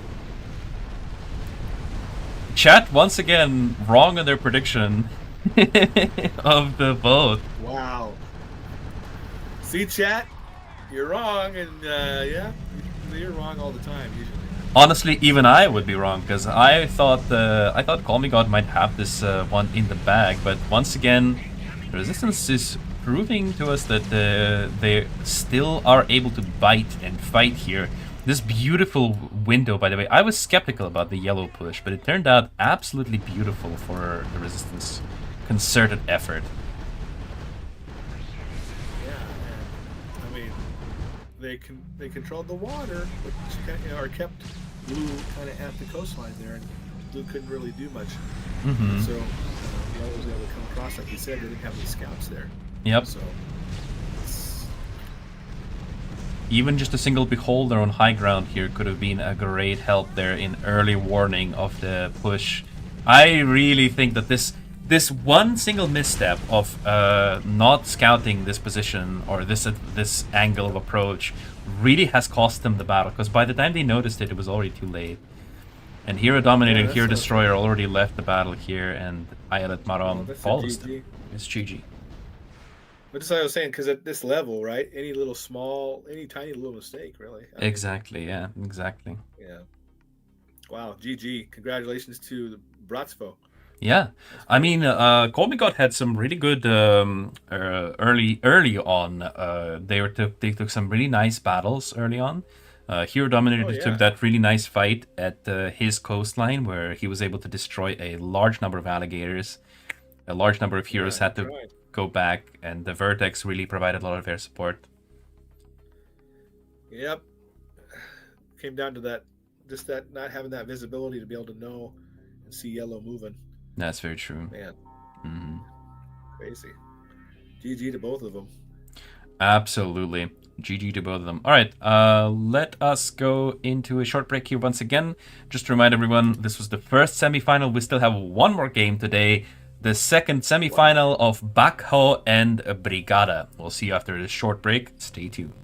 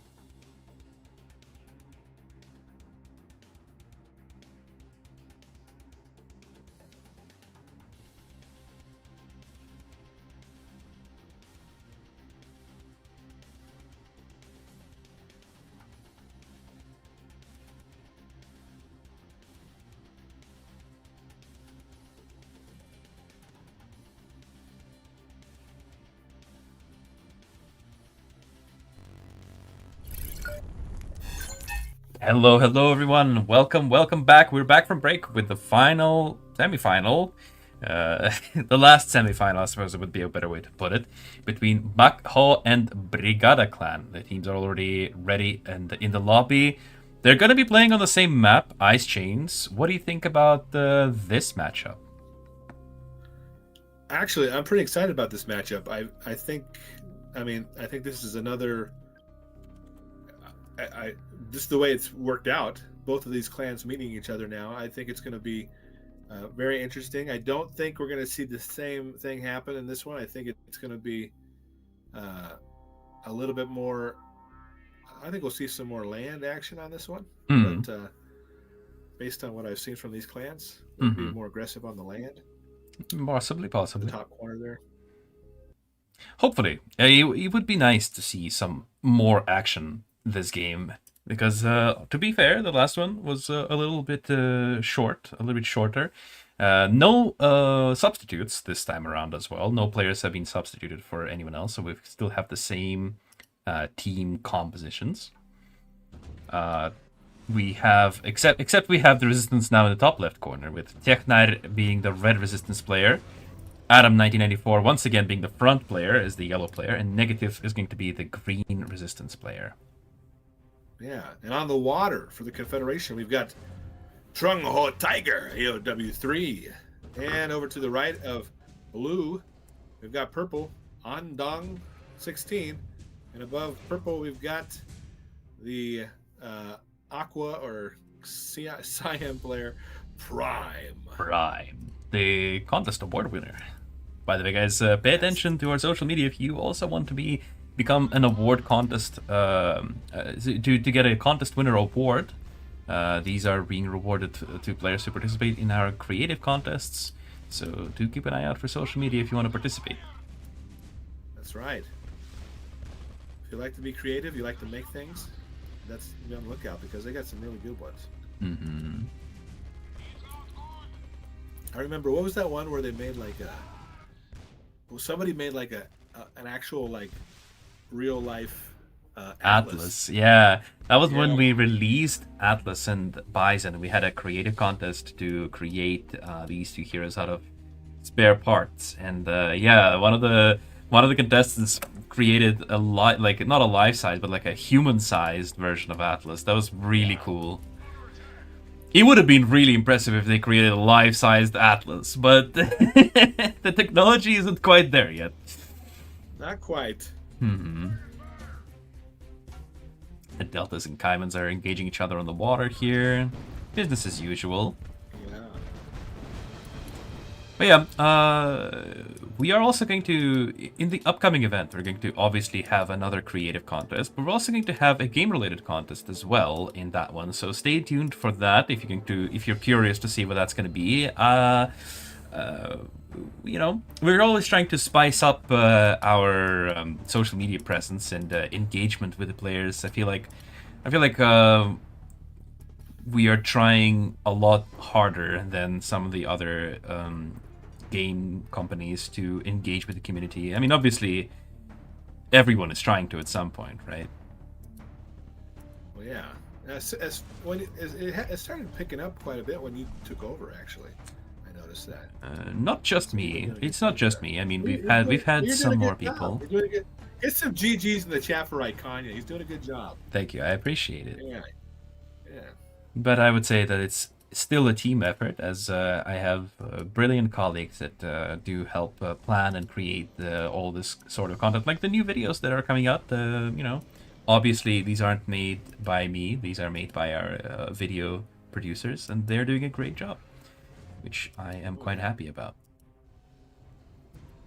So they make your job easy, is what you're saying. They do make our job easier, since, you know, if they're providing us with more content to post on social media, more content to engage players with, I am just happier.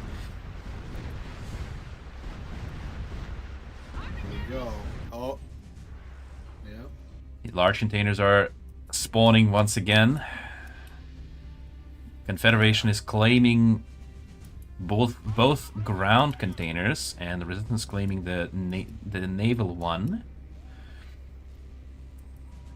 Trungho Tiger is going to leave that for the Resistance, it looks like. Interesting, though, I'm not sure. Maybe he could try to fight for it, to be fair.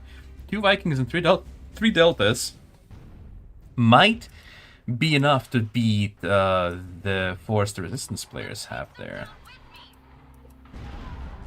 Especially now that the Wasp has decided to move away, but it's now way too late as the container has been claimed already. Right.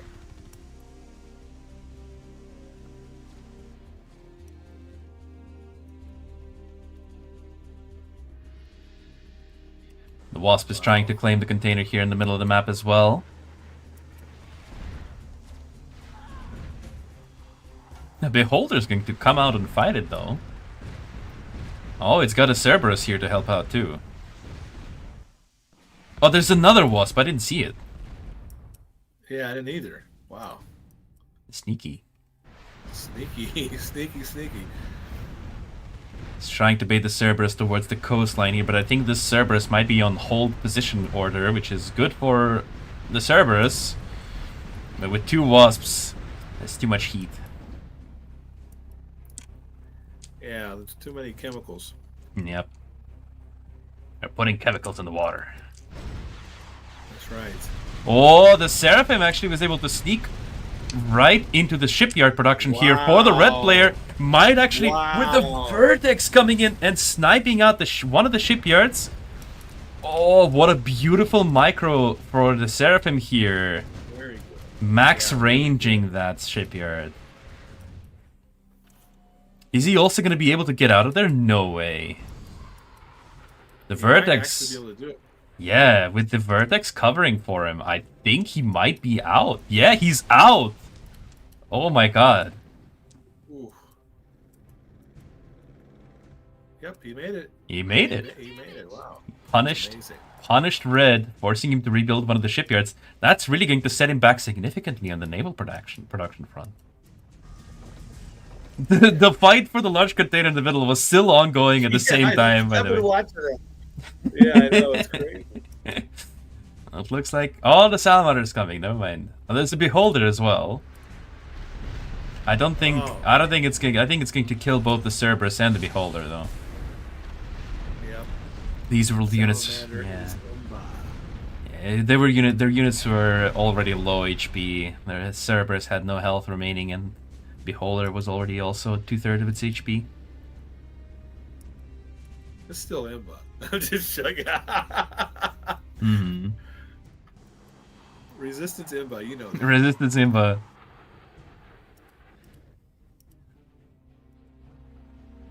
A large number of Vikings is concentrating on the blue side of the map. But here I would actually probably be looking, especially after the shipyard play, I'd be thinking to myself, hey, I probably can move out on the map here a little bit more. Maybe he's afraid of the Hawk, though. If he attacked the bottom or the top, he'd have a lot of success, I think, with all those Vikings. Mm-hmm. I think so, too.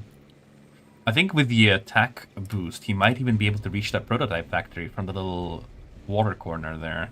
But that would be pretty risky. Yeah. Salamander going blue, blue, blue.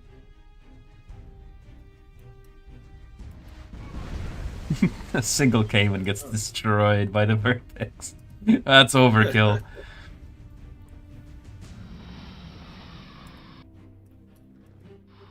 Hawk is going out to scout what's exactly is happening on the Confederate side of the map. Doesn't fly over the base, though, which is interesting considering that there is a headquarters level 5 going to be up potentially very soon. And you know what that means. Yeah. Yeah, exactly. We might see something super. Might see something super. Now he actually does scout it, though. So he's going to see that the headquarters is indeed upgrading before dying.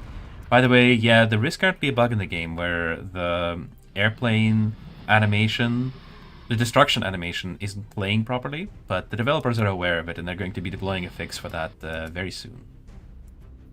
Okay. Was it Purple? Wasn't it Ondong 16 who did the space strike over and over again in that one battle. I think that might have been the case, actually. You might be correct. Yeah. He wants to do it again. He is even foregoing his assault vehicle factory upgrade. It's still only level 2. Might be a huge mistake here because, you know, those heroes are very, very valuable. Yeah, I would imagine he's going to try to go and hit the shipyards and hit red to try to help blue maybe make a push. I would assume so. That would be a pretty good play, in my opinion. Get that cyan moving into position there. Right side. Yep. He's trying to play around yellow here, around the container, and he's already currently claiming it with an assault. Some naval engagement happening. Blue is not even trying to go for the large container. Interesting. Might be afraid of a counterattack from red, but red only has a handful of alligators. I don't think there's going to be a counterattack coming anytime soon. He could easily separate a few of those ships to try and claim that. And also, interestingly enough, not a single Poseidon yet. Yeah, you're right. I would expect totally that with the resource advantage, that's significant. He would have already had at least a couple Poseidon out, but none yet. Just gifting the red player those resources. Yeah. Well, blue must be waiting for that Solaris maybe. He's cooking something in the hero building. Another Seraphim play is attempted at the back of yellow's base as he's targeting the assault vehicle factory here. Oh man. Doesn't take it. Quite get it. No, doesn't Almost, quite get though. it. Yeah, close. If those hawks weren't present, who knows what would have happened.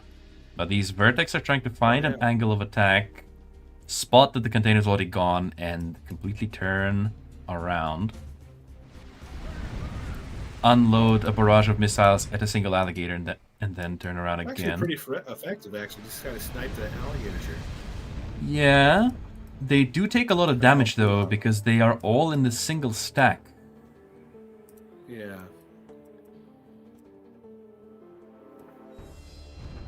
Very defensive play from BACH Hawk clan right now, which, I think I can see why. I think I can definitely see why. And now I can definitely hear why. Yep.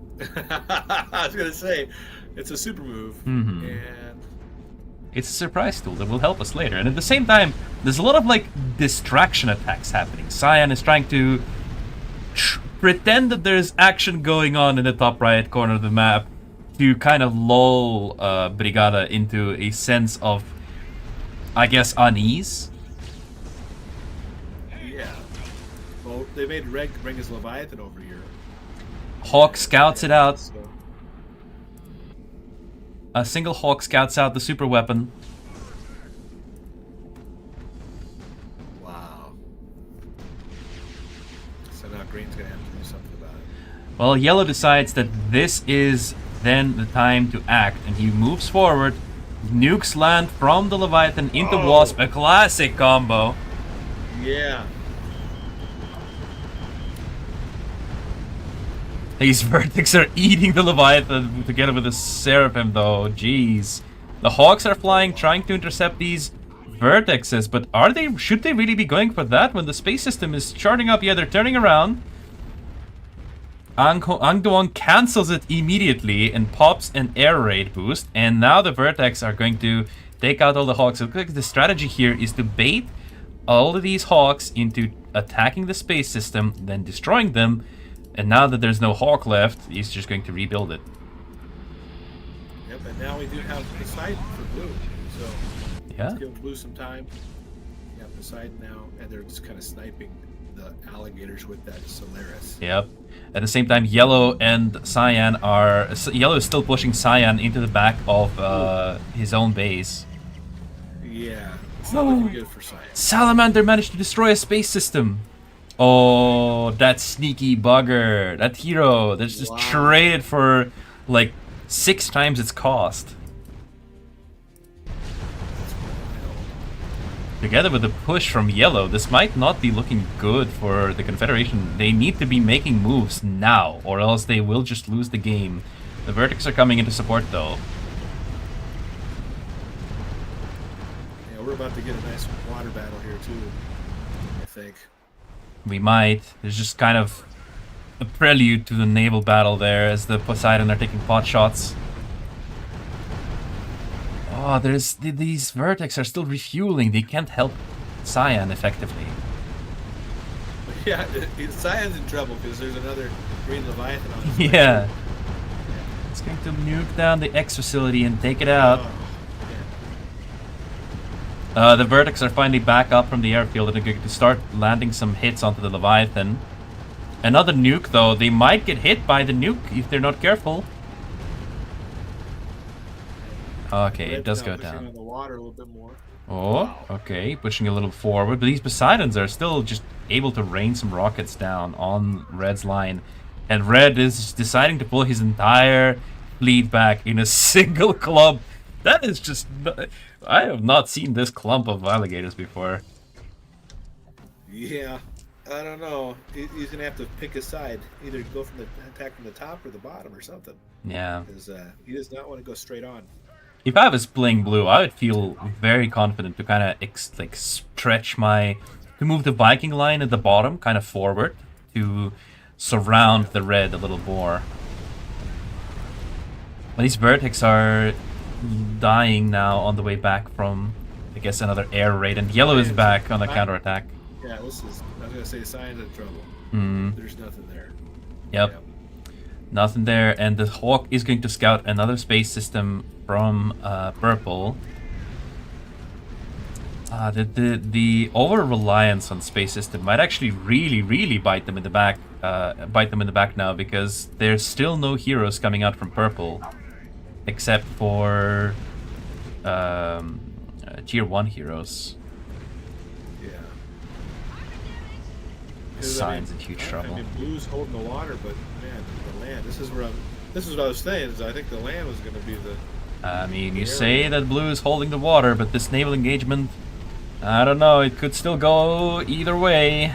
He's not positioned his units in a great manner, and now it's actually the alligators that are surrounding his line, and not the other way around. That's what I was saying earlier with the enveloping the enemy units.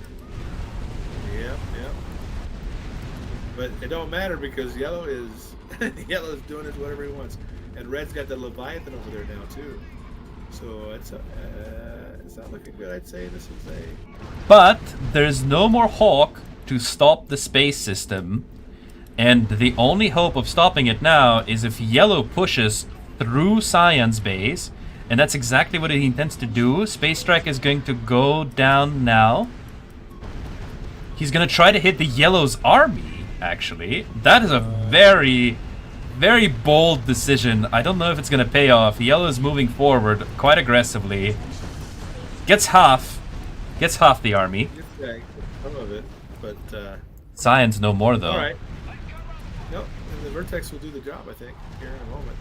Yeah, but I don't know. The space system, you still need to repair the space system, and these Jaggers are going right for it together with the Hawk. I think they're going to take it down. Yep, there's just enough range to take it down. Is purple going to be forced to go for actual units? Yeah. There's so many alligators as well. I feel like blue wasted his opportunity to... He had the upper hand on water, but he didn't use it. Yeah, he did. For a little bit there, he did. And it's even so rare for Confederation to even have initiative on water, and he failed to realize it, unfortunately, there. It's going to be a pain in the butt. Purple player taps out, followed by Cyan, and blue is going to follow soon, I think. As soon as he sees the overwhelming amount of alligators, I think he's gonna tap out as well. Resistance is Imba. Resistance is Imba, I guess. I guess we better nerf him. Better nerf him some more. I suppose it's gonna be a resistance versus resistance final battle. Blue is still in the game, though, somehow. Oh! Payback! Wow. Payback Like, from green! That's funny. The entire Confederation team is already surrendered, though, but for some reason, the game is not ending yet. Why? Is it just for this nuke to go off? No, but seriously though, why isn't the game over yet? All. Well, it has like 3 minutes, right? It's got a 3 minute, right? After this. Oh, they're taking their time to take down the entirety of their base. Oh, sweet victory. The Resistance revels in the victory over the space system enjoyers there. Yeah, that was something. That was funny. Yeah, that was good. Mm. I really feel like the Confederation had it. They just had it, but they squandered it. It's really sad. It's really sad. I think they did have it. Yeah, they did. Mm-hmm. But I think they waited a little too long on the water. Yeah, definitely waited too long. Played a little too defensive on the water. Didn't seize the initiative when they had it, and unfortunately, Yeah. the Resistance, you know, or fortunately for the Resistance, they were able to seize that hesitation. Yeah. What a wonderful set of matches, though. We've had an amazing great set of battles. Yeah, great battles today. We've had 6 battles in total on this Art of War Masters so far.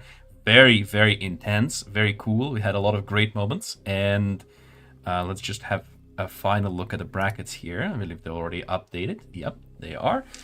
So, in the first section of the stream, we had the quarterfinals where Call Me God faced off against Lin Group and won. BRATSTVO faced off against All Stars and won. BACH won versus AE.Art of War 3, and Brigada fought versus Red Guards and won. And it seemed that we actually did receive a very balanced semifinals with 2 Confederation team and 2 Resistance teams. Yeah. Yeah, I think the thing I'm thinking about when I look at these 2 semifinal battles is it just came down to timing, because Resistance does have the speed, Mm-hmm. and they can kind of move pretty quickly once they start to penetrate or start to, you know, break away and hit that base. And so Mm-hmm. both battles, it seemed like once Resistance was able to make a little bit of headway there and they use their speed to get in there and really cause some damage, that's kind of what it took. And so that's pretty wild. Yeah. Wow. I also feel like in the second battle, at least, BACH tried to employ the same strategy they employed in the quarterfinals, and I feel like that might have just cost them the battle there, because I think that Brigada might have just watched their battles, because if they've seen the battle, they would have known what kind of strategy to expect from these players. Yeah, you're right. It was pretty much the same strategy Mm-hmm. from the first one. Yeah, for the first battle for those guys. Mm-hmm. It was basically just defend and then build a space strike. Yeah, defend, build space strike, and then utilize it. But they weren't able to utilize it this game. They weren't able to truly use this advantage. And the Resistance punished them for it. The yellow player was able to push on ground, and the Confederation didn't have an answer. So it really did come down to that. I mean, as it should, the better teams have won. I mean, there's no offense to it. There's nothing to say about this. But clearly, Brigada showed that they have what it takes to outplay BACH. Yeah, they do. And it's going to be exciting to see what happens tomorrow. Best of 3, I think it is, right? Mm-hmm. And should be really good. Yeah, it's going to be a lot of Resistance versus Resistance battle. That's right. Either way, if you're a Resistance player and fan, Resistance is going to win. Yeah. Either way. So, 3 tournaments. We had 3 Masters. First one was won by Confederation. Second one won by Resistance. It looks like this one's going to be after the Resistance as well. But third place is guaranteed Confederation, though. That's going to be that's going to be for sure. That's right. Make sure you guys smash that like button. Absolutely. Make sure you also check out, if you're watching this after the live stream has already ended, check out the description. Look underneath this video. There's going to be links to subscribe to both the Art of War 3 RTS channel and Fat Squatch Gamers Unite channel. Thank you for co-hosting and being with me today. It was wonderful. It's always wonderful to have you. Thank you. Appreciate the invite. And I hope I see you guys on the community battles. It's always fun to do that in the week. So. Of course. Thank you for engaging the community. Fat Squatch hosts probably the most community tournaments out of our other content creators, and it's incredible. It's really cool. Always great fun. If you want to participate in these kinds of tournaments yourself, go subscribe to this channel, go check them out, and you'll surely have a great time. But yeah, for now that's gonna be it for this tournament. Check out the promo code in the top right corner of the screen, and we will see you tomorrow for the final battles of Art of War 3 Masters 2026 winter season. That's right. Good luck in your battles, Commanders. We'll see you tomorrow. See you tomorrow.